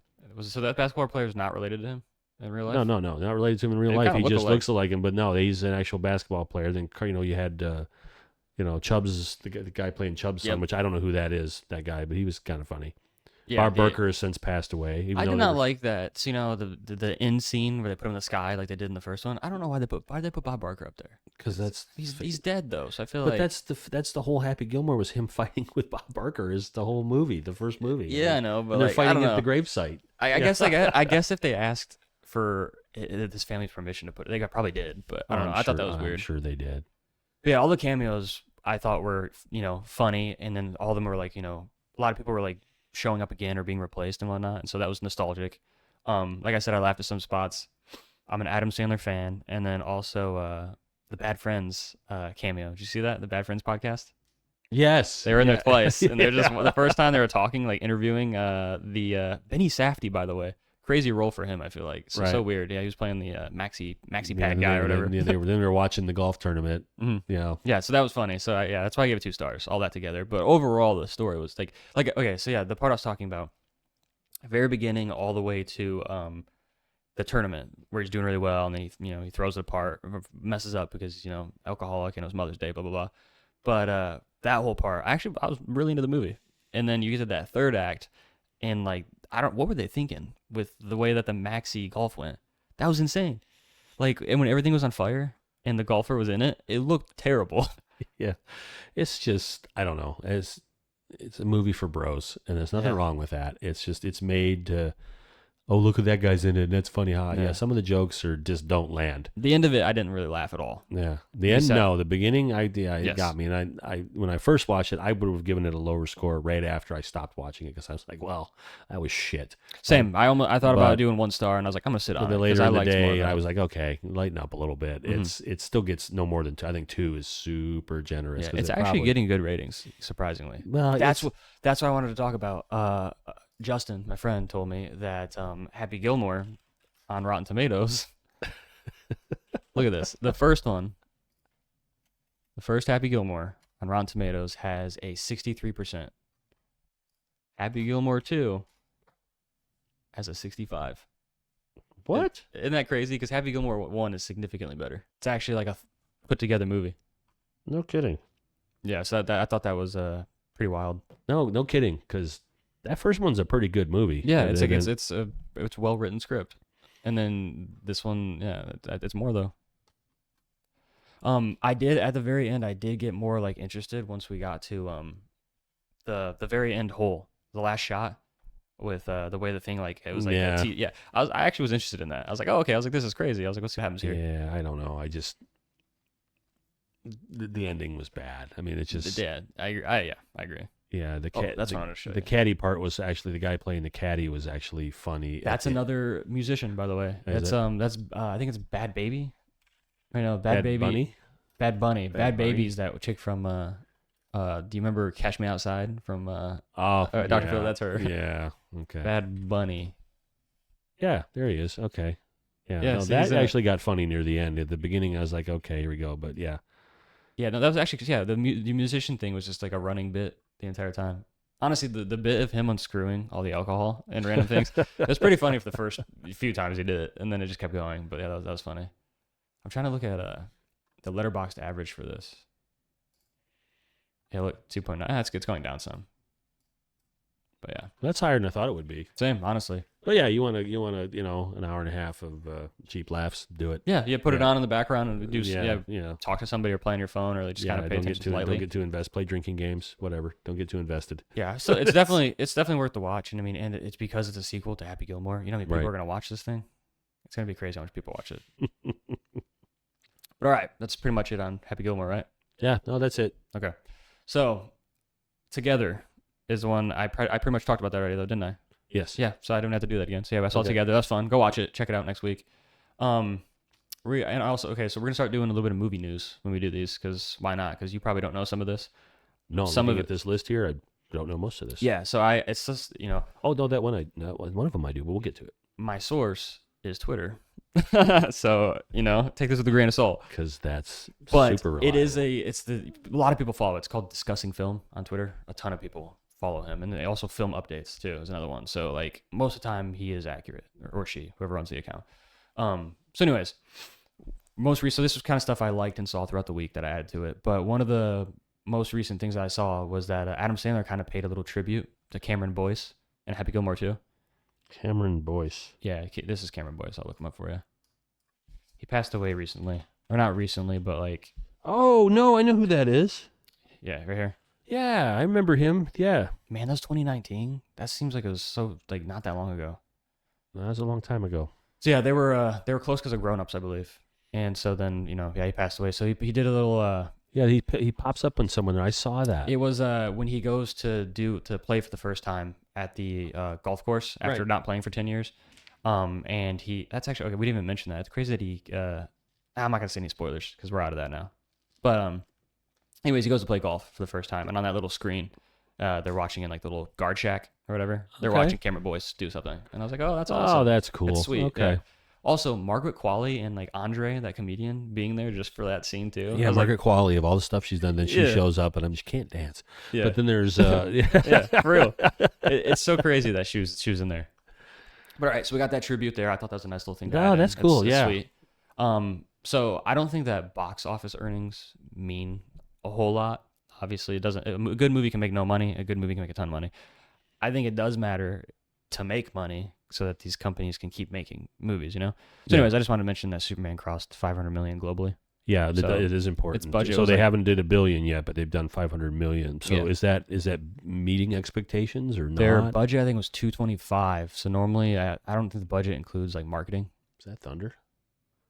It might Sounds be. like it. Yeah. So I don't think I don't think the budget includes marketing. So most of the time, you have to make like double that. So like, I think they made their money back I fine. think you make a good point that it's important because it can kill a franchise if they don't make money. Yeah, even especially even this- if the movie is stupid or if the movie's good Mhm. but doesn't make the money because again sometimes plot isn't everything. Yeah, They're- a great example of that is we talked about it last week, Blade Runner 2049.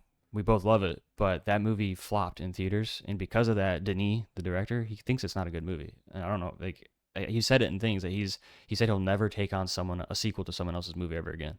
Okay, well. And I was like, well, dude, that's a guy. What does he mean? He took Dune on. He did Dune 1. So like it's not a sequel to anything. He's doing his own adaptation of it. So, but Blade Runner he didn't do. It was really Scott's movie. And that's Blade Runner 2049 is a sequel. But he to it. didn't do Dune 1. I'm talking about the Dune was made into a movie in the 80s. Yeah, but he's not doing a sequel to that though. He's doing his own adaptation. Okay. So I don't consider that a sequel. I don't consider 2049 a sequel, though. I mean, Harrison Ford's in it though. he's in it, in but the it's same not character. really. It's the story is different. Mm-hmm. It's a different storyline that's going on, and no, I don't consider that to be a sequel. I think that's a freestanding movie that happens to have Deckard in it. Okay. No, I I don't think it's a agree. I sequel. don't agree. No, Well, anyways, the point is he doesn't like the movie, or he's ashamed of the movie, which is crazy to me because it's a good movie. It's so good, yeah. But that comes down to box office earnings. It made no money, so everybody thought it was a flop. It's not a flop. No. So I saw a thing today, The Wizard of Oz, when they were talking about, now to get off subject, but I think you'll enjoy this, is that the Sphere in Las Vegas, they've adapted the Sphere. They built this screen that's enormous, like football field size screen, if not larger, 160 some speakers, 16K resolution, like the highest for any movie, for The Wizard of Oz. okay, And they're showing it in the Sphere in Las Vegas on this. I've seen that picture. They said of that something screen. about 16 football fields or something. It's this enormous screen and the highest resolution ever, and all the sound systems, and they've remastered that. And on the outside of the Sphere under the Sphere they've got the feet of the witch sticking out. Like Okay. it fell on her. Yeah. And then they do these advertisements like "I'll get you, Dorothy" on the outside of the Sphere. bring and they're people in. showing The Wizard of Oz. But the reason I bring it up, they talked about the movie, and when it came out, it was a flop. Okay. And it wasn't until the 50s when they started to re-show it, and it became a huge hit. I remember that as a kid. Every year it would be on The Wizard of Oz, and watched it every year. But you always assumed that movie was a hit coming out of the gate, and it wasn't. I had no clue until this morning, and what a great movie. It is very, I like it. But so to your point, there are some movies that probably everybody caught hell for that, and that's a classic. Okay, that's interesting. They need to make more of those spheres, like around the U.S., because I want to go to one, but Vegas That would is be. too far away. I mean, if they did a different movie, I can imagine if they did a war movie, or if you did Lawrence of Arabia on that screen, which is kind of dry and I've never seen Lawrence of no pun Arabia, intended, so. because in the desert. But it's a long movie, but it's an excellent movie. When you talk about the scope of what David Lean did with the desert in that movie, that's a fantastic film. I need to check that out eventually. One of these days when I have I think it's like almost 4 hours or something, isn't it? It's a pretty long movie. Yeah. It goes pretty quick, but it's got it's a really good film. Okay, I'll check that out soon. Like there's Dr. Zhivago, which is a really long film. I don't think you'd enjoy that I don't know film. if I've heard of that one. Yeah, it's Omar Sharif and Julie Christie and Alec Guinness, and it's a famous film. Bunch of names I never heard. Yeah, really, all really good actors. Okay. But I don't know if you'd enjoy that one as much as it's one of those epic films. Like you get an intermission in the middle, it has the prequel where they play the music at the beginning, and then it starts, and then about an hour and a half in, you get a break. I guess pee break. Yeah. Get a snack, make a sandwich, whatever. They did. Then come back and watch the last half of it. There was a movie recently. I can't remember what it was. They actually did The Brutalist. Was it Brutalist? Yeah, they did an Brutalist intermission in there. Yeah. Okay. Yeah. So anyway, Superman's making good money, so that's good. Excellent. Good to hear. Then I wanted to talk about, since we just talked about some superhero stuff, Fantastic Four. The next 3 MCU movies, in case you didn't know. So Spider-Man 4, it's called Brand New Day. It's coming out on July 31st, 2026. Who is our Spider-Man? It's Tom Holland still. Tom Holland. Okay. So this is after No Way Home, which you've seen? No Way Home is the one with all 3 of them. After he gets outed by Mysterio. Yes. And that's the one where Doctor Strange comes in and they mess up that spell. They jacks everything up, which yeah. leads us to the other Doctor Strange movie, right? I don't remember where the Multiverse of Madness is, but Multiverse Madness, but that's, I think that it feeds But I into that do, one. yeah, I do know. Yes. It's just the one with Toby and Andrew in it, though. Yes, I've seen that one. So this takes place after that, because remember at the very end they did a hard reset on Tom Holland, and now he's alone. No one knows who he is. No one knows who he is. Yeah. So this is after that. Hopefully do good. Then we have Avengers Doomsday and December 18th, 2026. Okay. So 2 Marvel movies next year. And then Avengers Secret Wars in December 17th, 2027. What the hell is Secret Wars about? Secret Wars apparently is a huge deal in the comics. I don't know. I just know it's like a ton of people fighting. So, which we've had that. So I don't know. We'll see how it is. I don't know anything. I'm in. Anyways, those are the dates. Then we got a couple movie things in here I put down too. So I love, we talked about, I think that first episode maybe, we talked about It, the remake. Back to Stephen King, baby. It just, he's he everywhere. just pops up. All right. But It, the remake, love it, the part 1. Right. So anyways, they're doing a prequel series. It's called Welcome to Derry, which you know about already. But Yes. it comes out October. I didn't know that. Saw it today. Oh, that's going right to HBO. Going right to though, HBO. isn't it? Yeah. So it's a show, right? Show. A series on HBO. Yep. Bill Skarsgård. Yep, Gonna he's play returning Pennywise? to play. Yeah. And it's So they gonna- just they released a trailer today. So today's the 27th. So they just saw it today. So that's why I added it here. Yeah. Okay. Nice. We got the first poster for you're gonna have to pronounce that. I'm wondering how that's going to do, because they did a whole Castle Rock show. I don't know if you remember this or not, but Castle Rock is a town that's big in King's stories, and they did a series of that, and it didn't do well. even though it had a lot of great people in it, and the ideas isn't were Castle Rock where Tyrion Lannister's from? Is that where they live? Cat's Casterly Rock. Casterly Rock. Okay, Casterly keep Rock. going. Castle Rock is a town. I don't know if it's a real town or not. I mean, Derry is not real, but Castle Rock is. Does Stephen King have a Castle Rock Entertainment production company? I don't know if that's his or not. I've seen it before, but I don't know if that's his or not, or if it's associated with him. If I can spell, Castle Rock Entertainment. And it's a town in Colorado. Yeah, Castle Rock Entertainment, but I don't know if it has anything to do with him or not. Yeah, I don't know. If you look on Wikipedia, it'll tell you right there. It doesn't look like it says Reiner and somebody else, but it doesn't really matter. Yeah. Let's keep going. Oh, that's Rob Reiner. Sounds familiar. I don't have a face for that. Yeah, because when you look at, I think Stand By Me takes place in Castle Rock. Okay. So Castle Rock Entertainment, I think, is Rob Reiner. I could be wrong on that one. But Castle Rock is one of the.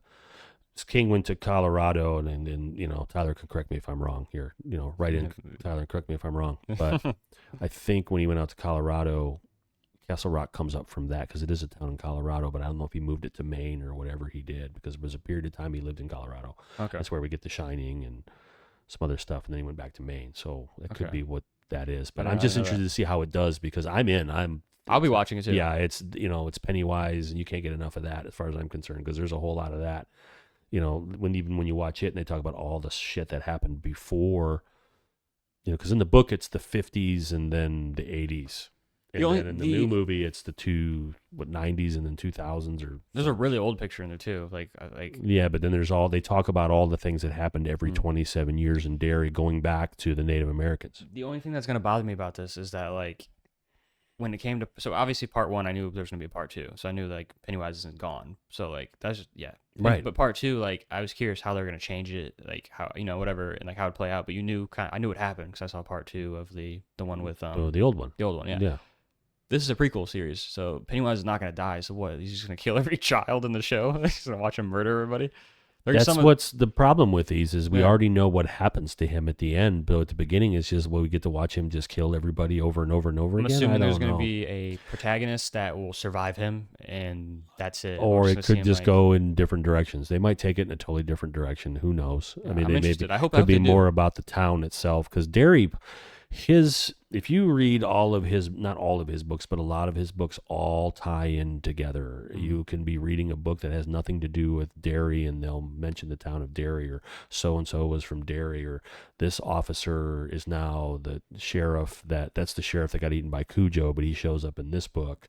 And then there's the sheriff that took over for that. Or in the Tommyknockers, the main character, Tommyknockers, is walking down the street, and he's got a metal plate in his head, and he's also an alcoholic, and he's walking down the street in the road, and he looks down in the sewer and he sees a clown, and he's like, whoa, what was that? And he just keeps going, but there's a reference to Pennywise is in it. That's actually really cool. So there's a lot of reference to they all kind of tie into that universe, and particularly recently with the Holly Gibney stuff from The Outsider. I don't know if you saw The Outsider. It was on HBO. Highly recommend it. Outsiders? The Outsider, not The Outsiders. That's a totally different story about the kids, the teenagers. It's called The Outsider. It's a book Stephen King wrote. They turned it into a miniseries. Was Stephen King The Outsiders too, or no? No, that's S.C. Hinton, which is actually a woman. S.C. Hinton is a woman that wrote that book, a very famous book. Okay. And then I read the book. I read some of the book. Yeah, you read it at school, right? And then they made it into the movie with all those guys, Patrick Swayze and Tom Cruise, Emilio Estevez, all those guys when they were young. I think Rob Lowe's in that, and Ralph Macchio and C. Thomas Howell. Yeah, no, that's totally different. Okay. No, it's called The Outsider. It's a horror thing. Okay. It's a monster kind of thing. Okay. But it's really good. But they all tie in together. But, that's so interesting that it does that. We'll see where this goes and where they take it. But like I said, it might suck. But I don't know. They haven't had a lot of success. Some of his stuff is super successful, and but I don't know how. Like that's a good point. How much can you do with Pennywise? With a prequel. So maybe hopefully it's not all him. Yeah, I hope they nail that. So we got the first poster for Coyote versus, is that Acme? How do you pronounce that? Acme. Yeah. When he buys his equipment from that he never kills the road runners. What is Coyote yeah, I know, versus right? Acme? Yeah, I was about to say, I know you didn't hear What the hell is this? So it comes out August 28th, 2026. Here, I'll pull the poster up for you. Okay. I didn't know that. I feel like maybe I read something about this forever ago. But yeah, this is coming out. Look. It's like the Looney Tunes. Is he suing Acme? I think so. I don't know. It's hilarious though. Like, oh, that's great. Yeah, it's like live action, and then you got the Coyote in there. But I think this is the first poster. I mean, it's a bad quality one, but it says Coyote versus Acme in theaters. Boom, and then it shows his outline. Great poster. That's great. I guess I can type in first poster and see if I can get a better quality one. We got to see that. Maybe it's just that. Maybe it doesn't even say the name of the movie. It just says. I thought that was the name of the movie. You know what I'm saying? Like, look, it just says in theaters. Yeah. There's no name. Yeah. We just know. That's great. Yeah, that's gonna be fun. I would totally see that. Yeah, so we got the first poster for that. That's okay. Cool. So remember I told you last week I watched Predator: Killer of Killers, the animated Predator movie. The cartoon. Yeah, shut up. So I saw that they randomly the director filmed a new ending, or it's animated. They made a new ending for it. Okay. So there's like the very very end. It's more like a post credit scene, but it's not post credit. I think it's at the end of the movie. Yeah, it's got Arnold and Danny Glover in it now. So if you've seen that movie, go watch the very end. Or you can just look it up. I think it's literally like 10 seconds long. But okay. it's yeah, I thought that was cool. They changed that for some reason. I don't like how we talked about Stephen King and Pennywise. Now there's thunder over the house, and like he's coming for us. Yeah. So yeah, I thought that was interesting. Another TV thing. Vince Gilligan, creator of Breaking Bad, he's got a new TV series coming out for Apple TV Plus on November 7th. It's called Pluribus. Okay. And they showed us the first little teaser, and it was a woman in looked like it's a sci-fi, like a psychological sci-fi thriller, I guess. But she's in it looks like she's at work, and it says "Help yourself," and there's a bunch of donuts, and she's licking every single one of them, and all you hear is just like the disgusting licking noise for each one, and that's a teaser. So okay, we don't know what it's about, but it's Vince Gilligan, so he's nailed it with Breaking Bad. He's nailed it with Better Call Saul. So I'm interested in. Okay. For Invincible fans, this is a cartoon. Do you know what Invincible is? Not the Mark Wahlberg movie. I was going to say that's the only one I know is the Mark Wahlberg movie, or the Invincibles, which is yeah. This. Ever seen Invincible? Is that what that is right there? That is exactly what that is here. I guess Okay. I'll show the camera. Okay. Hell yeah. All right. Anyways, so that's it's by Robert Kirkman, the guy who created The Walking Dead. Right. It's a comic book, and so they turned it into a show. They've done 3 seasons so far. Pretty much, this is Omni-Man, which is like the Superman of the world. Super powerful. Obviously, there's other heroes on the planet. And why does he look like J. Jonah Jameson from Spider-Man? It's because it's J.K. Simmons. Oh, It's his voice. shocking. Yeah. But yeah, so he's in it, and then this is Glenn, Stephen Yeun. Oh, okay. Yeah, that's him. So that's his son, and he gets his powers late because his mom is human, and that's his dad. Right. And you're probably never gonna watch it, right? I think you should, actually. Never heard of it until just now. It's on Amazon Prime. I think you Really? should watch it. It's interesting. Okay, I'll give it a yeah. shot. Like the very very yeah, I won't go further than that, but very very good. I like it. Season 1's great. Season 2 is good. Season 3 is really good. Like season 3 might be better than season 1. But Okay. anyways, so for Invincible fans, I guess that Hall H San Diego Comic-Con stuff's going on. Hall Right. H, I guess, is where all the good stuff is. Yeah. He said that the animation is going to improve every season, and so the very last episode of season 3, the animation was very superior compared to the rest of the season. He said that's what they're shooting for. That's what they can achieve in the future for every single episode. So that's cool. He's gone back to the animation piece, and he's not planning on making any more actual show like live action shows after. I mean, Walking Dead was on forever. There's Walking Dead spin-offs. So I know they're ending though, aren't they? Wrapping those up? Daryl Dixon one with Norman Reedus. He has one more season. And they wrapped up the other one with Negan and Maggie, right? Didn't they wrap that one up? I have no idea. I've never watched one episode Yeah, of it. I quit after. I don't even know if he's involved. He probably when is. Andrew Lincoln left The Walking Dead, I stopped watching it. Yeah, pretty much. I finished. I stopped before that, honestly. Ski Ulrich, which Ski Billy, Ulrich yeah, from Scream. So Yeah. he was just cast in Five Nights at Freddy's 2. okay, So he's reuniting with Matthew Lillard. okay. So that's cool that they're together again. If you know, you know. I want to say that they're back for another Scream. There's another Scream coming, and I think they're both in it somehow.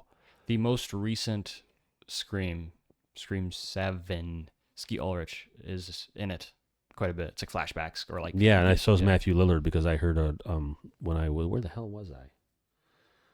I was somewhere on business, and I had Sirius in the car, and there's a Canadian, like Canada Talks is the Sirius station, so it's all interviews, and he was on a show where they interviewed him about it, and I was like, okay, this is interesting. I didn't know he was coming back, but yeah, so I knew that they're both going to be back in that, so good to know. So I still got, so I have to go back and get the Night at Freddy's, the first one. I need to watch it. I hope that they release this one straight to Peacock because I really don't want to go to theaters for it. but It probably will. I imagine I they'll hope probably go so. right to it. I don't see or right to Amazon, one of those two. yeah. Did you ever see Godzilla -1? I did. Excellent. Yes. Really good. Sequel is coming. Yes. So they're making a second one. I think same director. Yeah, I'm going to give a shout out to Jacqueline on that one. She referred me to that, said I needed to watch because she's a huge Godzilla fan. And I was like, Godzilla movies. But it was good. It was fantastic. Very, movie. very good. Yeah, so Yeah. they're making a second one. And it's probably the best Godzilla's ever looked. And can you believe, did you know what the budget was for the VFX, the CGI? No. 15 million. That's it. That's it. Well, the whole movie, I think, was 15 million. Well, and they made it look like one of the old 60s ones, but it was still good. No, that was a good movie. Because these Marvel movies Yeah. are like 250 million, and the CGI doesn't look like that. And then you got the CGI for 'Cause Godzilla after, looking crazy. Skull Island and Godzilla versus Kong and King of Monsters is okay. That's a good movie, but the rest of them are kind of shitty. I And like for Kong, that I one like to come Kong up, Skull Island. it's okay, Yeah. but when I saw this one, I was like, yeah, they nailed it on this one. So yeah, no, 100% agree. good to know. I'll watch the second one. Yeah. All right. So then, this, as you know, but I haven't talked about it. This September, I'm going to TIFF, so the Toronto International Film Festival, Yes. for the first time. So that's going to be fun. Right.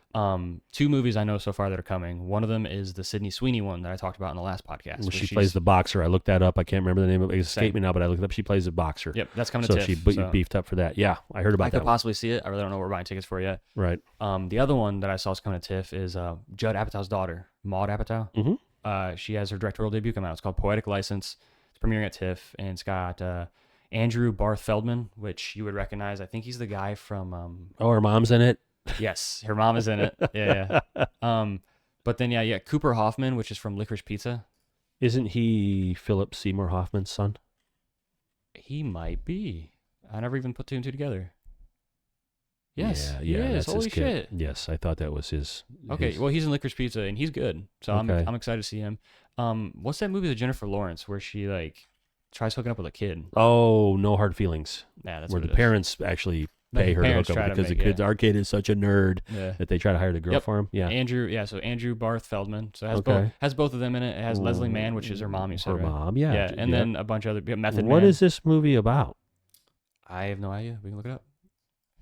But I'm interested just because of Apatow. How old am I getting that Maud Apatow's now making films? Because wasn't she was the kid knocked up, and this is 40 this in is every her. one of the movie. Yeah, and look how old is she now? She's 27. She's my age. It's crazy. Wow. Yeah, she's in Funny People and King of Summer. She's and in Euphoria as well too. I don't watch that show. Oh, Stone sucks. I don't want to watch that show. I don't want to watch a bunch of kids taking drugs. I don't find that humorous. It's an upcoming American comedy film written by Rafi Donatich and directed by Maud. It is the film. It doesn't really say much besides that. It's just comedy. I mean, I'm interested in if Apatow's. I think it's gonna be good. No, I mean all those movies are great. I mean, This Is 40 is a fantastic. It film. is, That's yeah. an excellent film. 100% agree. Stop eating donuts. That's a great movie. So okay, she's making movies. That's going to be there. Yep. Is this In the Hand of Dante? Is that So going that to be is there as well? No, that is not going to be there. I just I copied and pasted it. That's why it looks the same font. But In the Hand of Dante, I never even heard of it. But it's got Oscar Isaac, Gail Godot, Jason Momoa, which I can't believe Gail's in it. She's not that great of an actress. How did she get in there? I don't know. Gerard Butler. Al Pacino, John Malkovich, Malkovich, Martin and- Scorsese. Apparently, it follows a scholar who steals a valuable manuscript defying the New York Mafia. Is there a trailer out for it, or I think not? what I saw was one picture of not In the Hand. Was it Yeah, it's In the Hand of Dante? Okay, In it the was. Hand of Dante. There's the poster right there. That looks fan made. I feel like Yeah, that does a little. I saw one picture. It was on my Twitter, and this picture. This is the first image that came out of it. Okay. That's it. But that cast is what interested me, and so I thought I'd put it in. Yeah, that's an So- interesting choice. Like Jason Momoa and Gal Gadot, and then you go to Butler, Pacino, Malkovich, and Scorsese. Interesting. I mean, all of them are good. Gail, I'll give her another chance. She's good in Wonder Woman, but everything else, she's kind of, She was in 999. Did you see 999 yet? That was the one with Pedro and Oscar Isaac and everybody, or No. what am I That's thinking of? That's a Netflix movie I'm thinking of. wait. Is it 999 or is it yes, I know what you're talking about. That's the Ben Affleck movie, and then there's 999, which is right there. I've not seen it. Has Casey in it? Yes. Oh, okay. Oh, yeah, that's the one I recommended that you watch. She's in that briefly, but a lot Kate of people. Winslet, Woody Harrelson, Casey Affleck. Chiwetel. Yeah, and then what's his name? The new Captain America is in it. Anthony Mackie. Anthony He's in it too? Mackie. Yeah, Jesse Pinkman. yeah. That's a I need good to check movie. that out. That's about the Atlanta Police Department. It is an excellent movie, and Gal Gadot is in that. Okay. Briefly, she plays a very small part in it. She's actually pretty good. But you're thinking of the movie with Ben Affleck and Yeah, I'm trying to find. I'm going through yeah, I can't remember what that Triple Frontier. Triple Frontier. Yes, that's actually not a bad movie either. Yeah, I like that. That wasn't Yeah, bad. with Oscar Isaac, Ben Affleck, Pedro. Yeah, that's a pretty good one too. I saw that one as well. Okay, I'll check out But Triple Nine. yes, you need to check that movie out. Very good. Okay. All right. So since we talked about some superhero stuff today, I thought list out. I thought we'd wrap up with Okay. not going to depth too much. If Superman, people or not Superman, everybody on podcast talk about superhero movies nonstop. So we don't need to go into depth too much. I feel like we can just list it and then call it quits after that. Right. So these are our favorites. So yes, we're gonna do our top 10 superhero movies in no specific order. So 1 doesn't mean anything, 10 doesn't mean anything. It's just what hit me right off the top of my head because she made me do it 5 seconds before we started. We both today, did it so. 5 seconds before we started. So if we forgot anything, Right. comment your favorites. But all right, you want me to go first? Yep, go ahead. All right. Well, I'm gonna go. Dark Knight popped up right in my head. Yep. Now I'm not saying, like you said, this isn't necessarily the order, but the Dark Knight is the first one that hit me in the head. But I have to say, probably my 2 favorite superheroes are going to be Batman and Wolverine. Okay. So Logan. Yep. Popped right in there, the film Logan. Now, I did not If include... only I could turn the camera around. There's a poster. There's a poster right up there, but I did not... Yeah, I immediately thought of Logan because I love that character. So for me, I watched the X-Men movies because of Hugh Jackman and Wolverine character. And that was the perfect adaptation of yeah, Logan. it's a fantastic film. I did not include the Deadpool and Wolverine movie. There's a lot of reasons we could talk about. Very funny, plot-wise. Plot's horrible. Yeah, I mean, you don't even care about the plot. Those are very, very funny movies, very entertaining. But no, they didn't make the list. So we've got that. I've got the 1978 Superman. Yep. Because to me, as a kid, we've talked about this the first podcast we did, or second one we did. That Batman Begins is on my list. Yep. Okay, for obvious reasons. Batman and then Man of Steel. Before you keep going, Batman Begins did such a good job of like showing like a dark, creepy, gothic version of Gotham. Yeah. And then it's just gone. It just turns into Chicago. Dark Knight is like, it's just Chicago. Yeah, it's Chicago. They got rid of it for some I was watching reason. it, I'm like, that's Chicago. Yeah.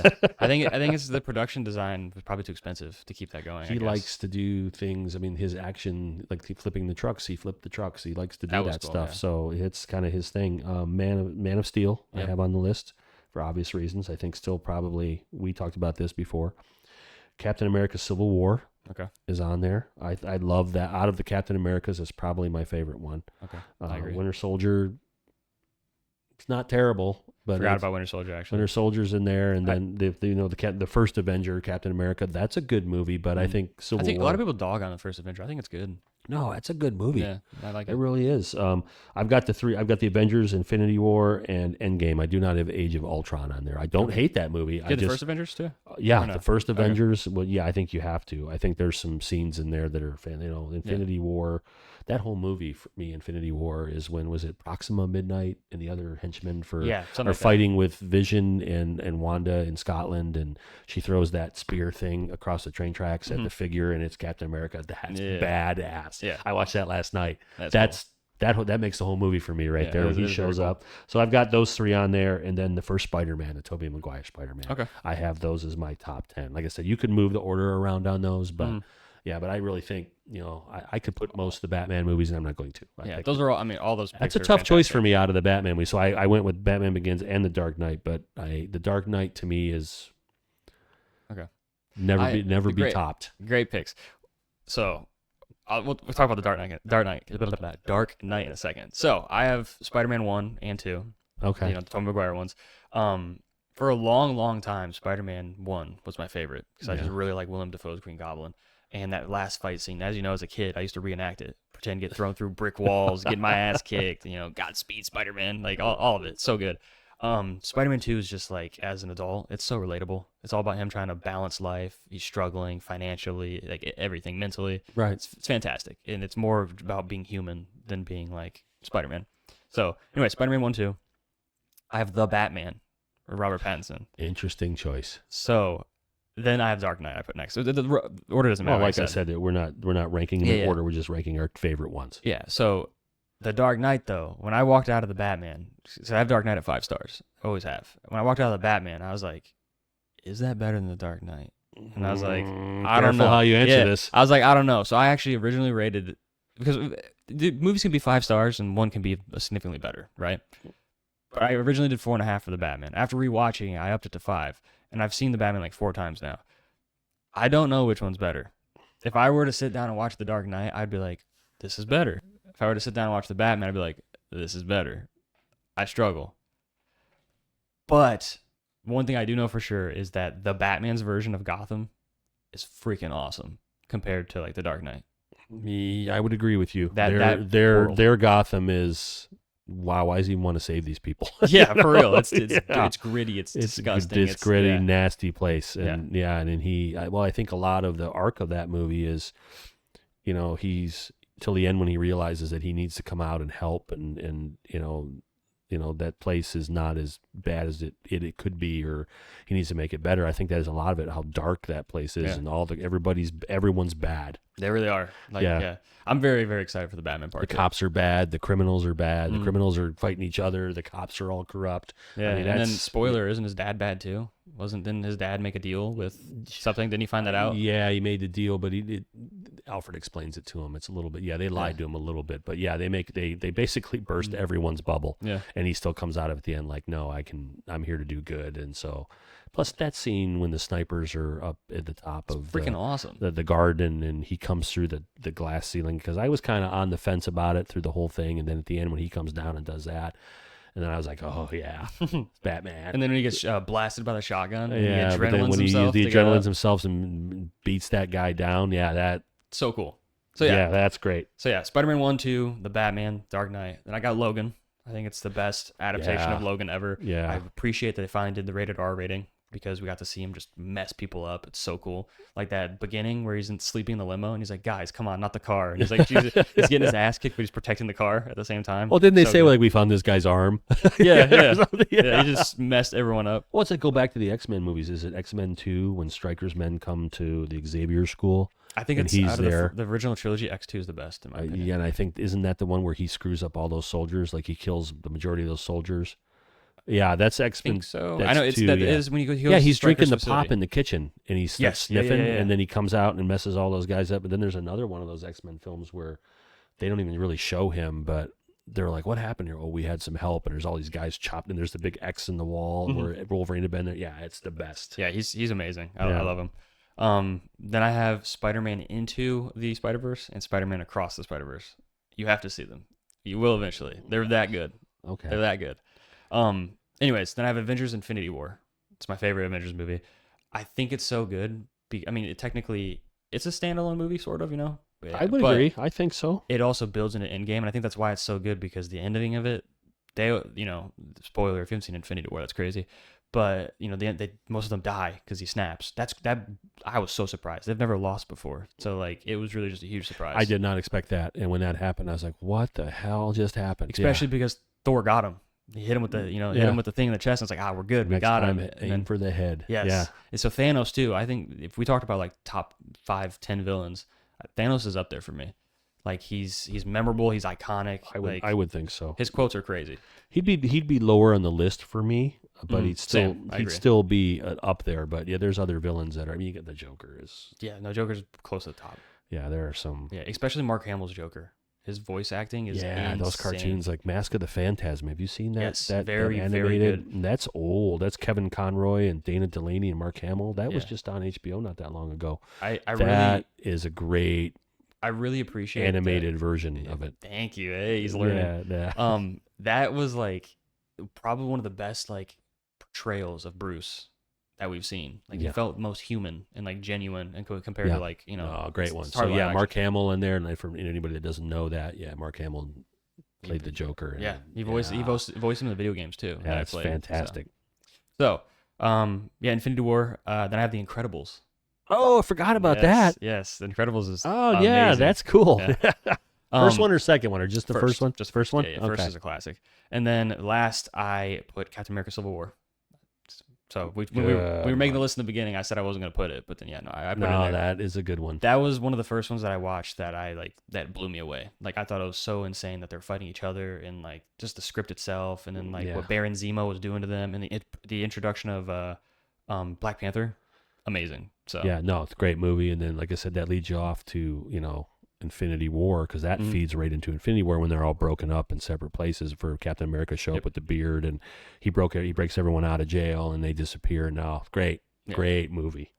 Man, I miss the Infinity Saga. This year has been good for superhero movies, though. We've had Thunderbolts is good, Fantastic Four is good, Superman's good. So Yeah, I I'm not hope gonna it's lie. like I have to see Thunderbolts. I'm gonna take a day probably this week, and I'm gonna watch Thunderbolts because I feel like I'm missing something because I haven't seen that one. And I already talked to you about the post-credit scene, but besides that, I mean, you're still missing a fun movie, but Yeah, it doesn't no, connect I'm too gonna- much, which I think check- is why it's good, because it's not trying to connect the whole time. well, that's fine. The freestanding ones are good as long as they're why, good. yeah. If they want to tie them in later, sometimes they try too hard and they make it they screw them up. Like we talked about, that a lot of those throwaway movies in the MC, in the universe was just to move on to the next film to tie it together, and you don't need to do that if you've got a strong enough character. You can introduce a character. I mean, introduce Black Panther.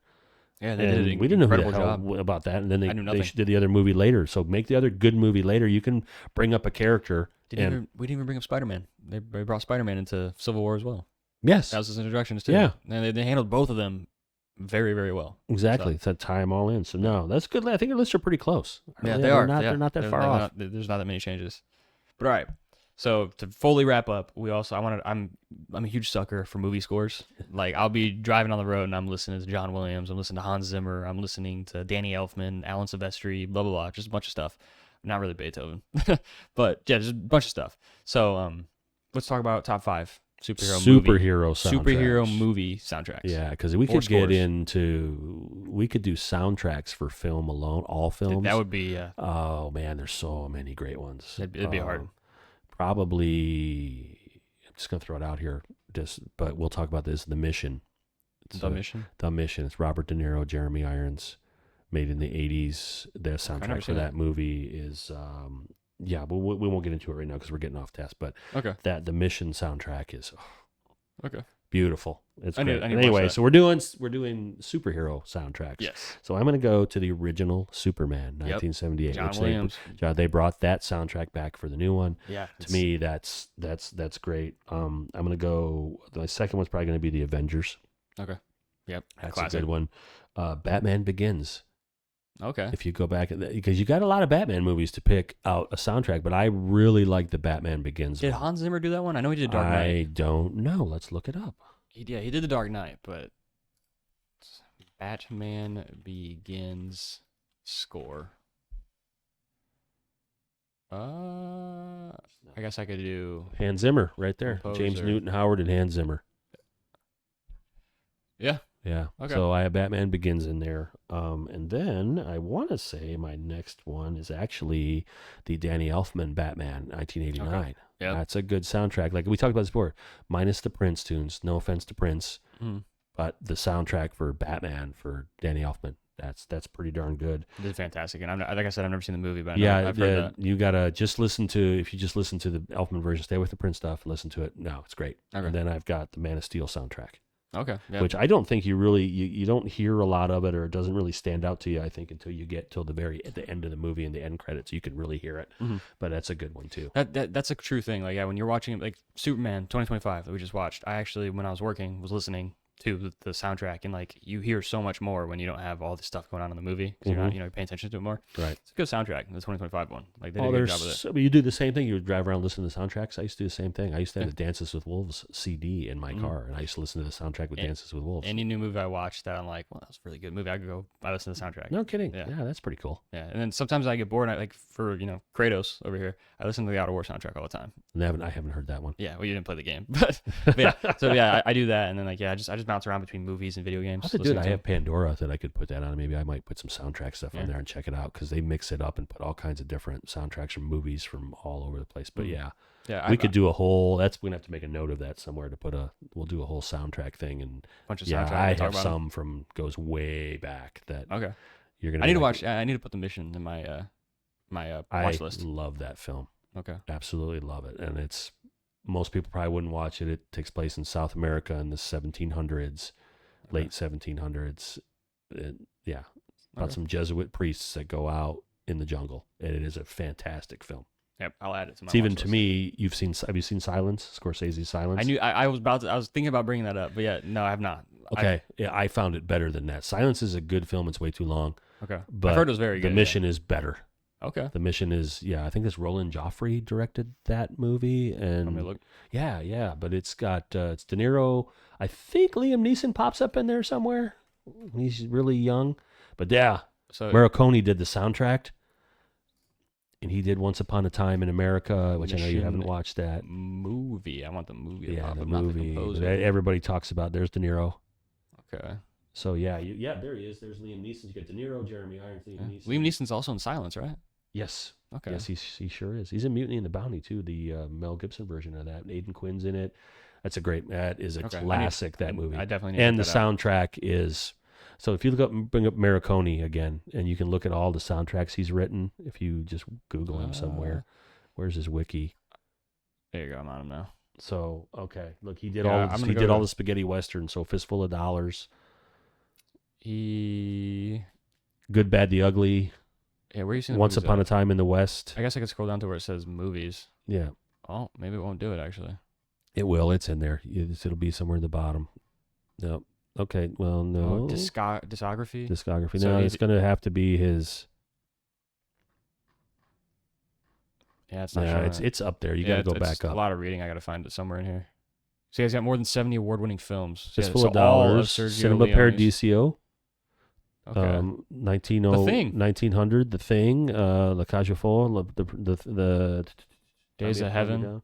Days of Heaven. Oh, The Mission, Days of Heaven. Yeah, That's a great film. That is a Terrence Malick film. I added this to my list around the same time I added Badlands. The That's Hateful movie Eight. too, right? He did The Hateful Eight.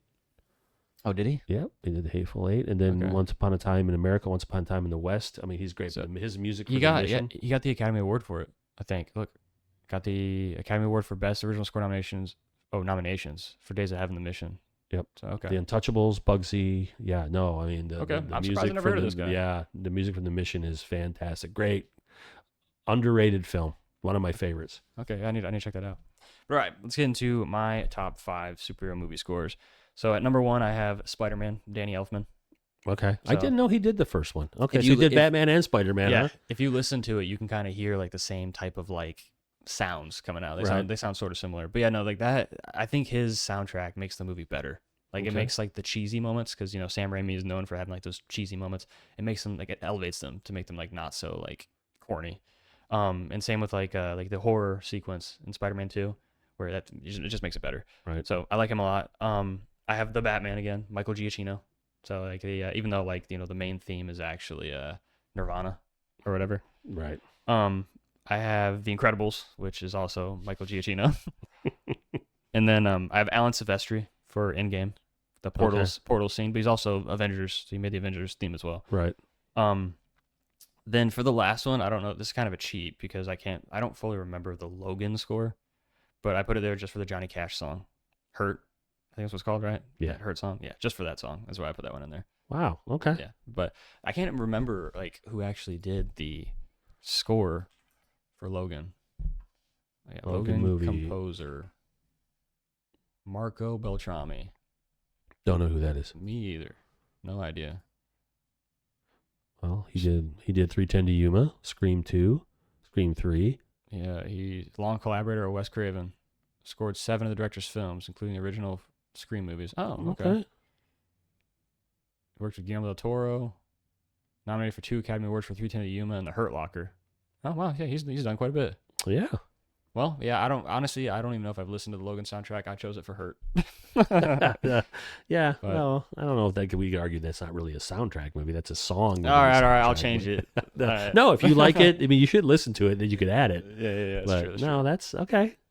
But, Good yeah. one. But all right, that is today's podcast. All right. So yeah, we're gonna have to find something new for next week, right? What Mhm. did we discuss that we were gonna do? But did we even find anything that's coming out that we're interested in? We'll find something new. There's plenty of new stuff. I have a list of stuff that's relatively new that's this Yeah. year that I haven't gotten around to yet. Well, but we also only looked at what's coming to the theaters. We could look to see what's coming to streaming. we have a week and a half, and we're gonna just spoiler on our spoiler. We're gonna do Weapons. When Yes, Weapons yeah. comes out, Soon we when will Weapons have comes, that. yeah. A couple of probably 2 weeks out, we'll have that one. But we'll have Very, something, very excited for We'll have Weapons. something new for next week, and then football's coming. Yeah, you can do a sports section We do if you want. sports section. I can't. I don't watch sports, but you can talk I all could about do it. it. And Yeah, yeah, football's talk coming, about so what you're expecting. Who you want to win. Blah blah blah. No, I was talking about sports movies. We could do Oh. sports movies. I was like, I'm you not can- going you to can- just go off You about can that. you can talk sports too. If most people who watch movies also like sports. I'm just different. Well, that's fine, but we can just do sports movies because we could. Well, Okay. I think we've done baseball movies. I think we did that. We talked about them, but we could talked also, about Field of Dreams, but we talked about baseball summer films. But Yeah. there's a lot of sports films out there. Yeah, we could do that. That'd be a fun one. So especially because we could it's circle summer. back to Mystery Alaska hockey. There's hockey movies, Okay. Slapshot, that. Yeah. So anyway, going forward, That's a good idea, honestly. For when's football season start? Is it late August? Camp is right now. The Hall of Fame game is Thursday. Lions and Chargers play Thursday night. Okay. When do they officially start? When's game one? What? Second week of September. Okay. Second So weekend of September. But beginning college football starts Labor Day weekend, so we're about 30 some days out from football until February. Okay. Yeah. Then And we can like then the beginning. World Series will come in the fall, and then there'll be college football. I'm not a basketball guy, so I cannot be there. So we could bring Hoosiers into sports movies because that is a great movie. Yeah, but I've seen that's about Hoosiers. the only basketball thing you're getting out of me. Yeah. So Well, except for you talked about episode 1, the way back. Ben Affleck's movie. Is that what it's called? yeah, well, he's the basketball coach. Not bad. Yeah. Also, Coach Carter. You seen Coach Carter? That wasn't bad. That was a good one too. So there's a couple basketball ones that are in there. There's some out I'm not there. even a basketball fan. I like all those movies. So There's a couple of basketball movies out there. There's one with Josh Lucas where he plays a coach, and I can't remember what that movie's about either. But there's a Paul Giamatti movie where he plays like a wrestling coach too. It's called Win Win or something like that. And No kidding. It's pretty good. It's on Hulu. Win-win. Yeah, I will. Yeah, I'll look let real me quick look just that to- up just real to quick because confirm. that one I would check out. It's Paul Giamatti. Yeah, I liked it. I watched it. Yeah, there it is. Oh, okay. Yeah, look, 95% Rotten Tomatoes. I liked it a lot. It was really good. It's about him. I can't remember. Like, I don't know if he's like, struggling, not overly ambitious lawyer, court-appointed attorney of Leo, and old man afflicted with dementia. Mike sees an opportunity to take things. Yeah, blah blah blah. He's pretty much becomes like a mentor to this kid. Okay. I liked it. It was pretty good. I'm gonna go check it out. But all right, yeah. So that's the end of the episode. All right. Thanks for watching. Also, if you're probably watching on YouTube, but it's also on Spotify and Apple Podcasts if you want to check it out there. But yeah, thanks for watching. Check it out. See you next week. Yep. See ya.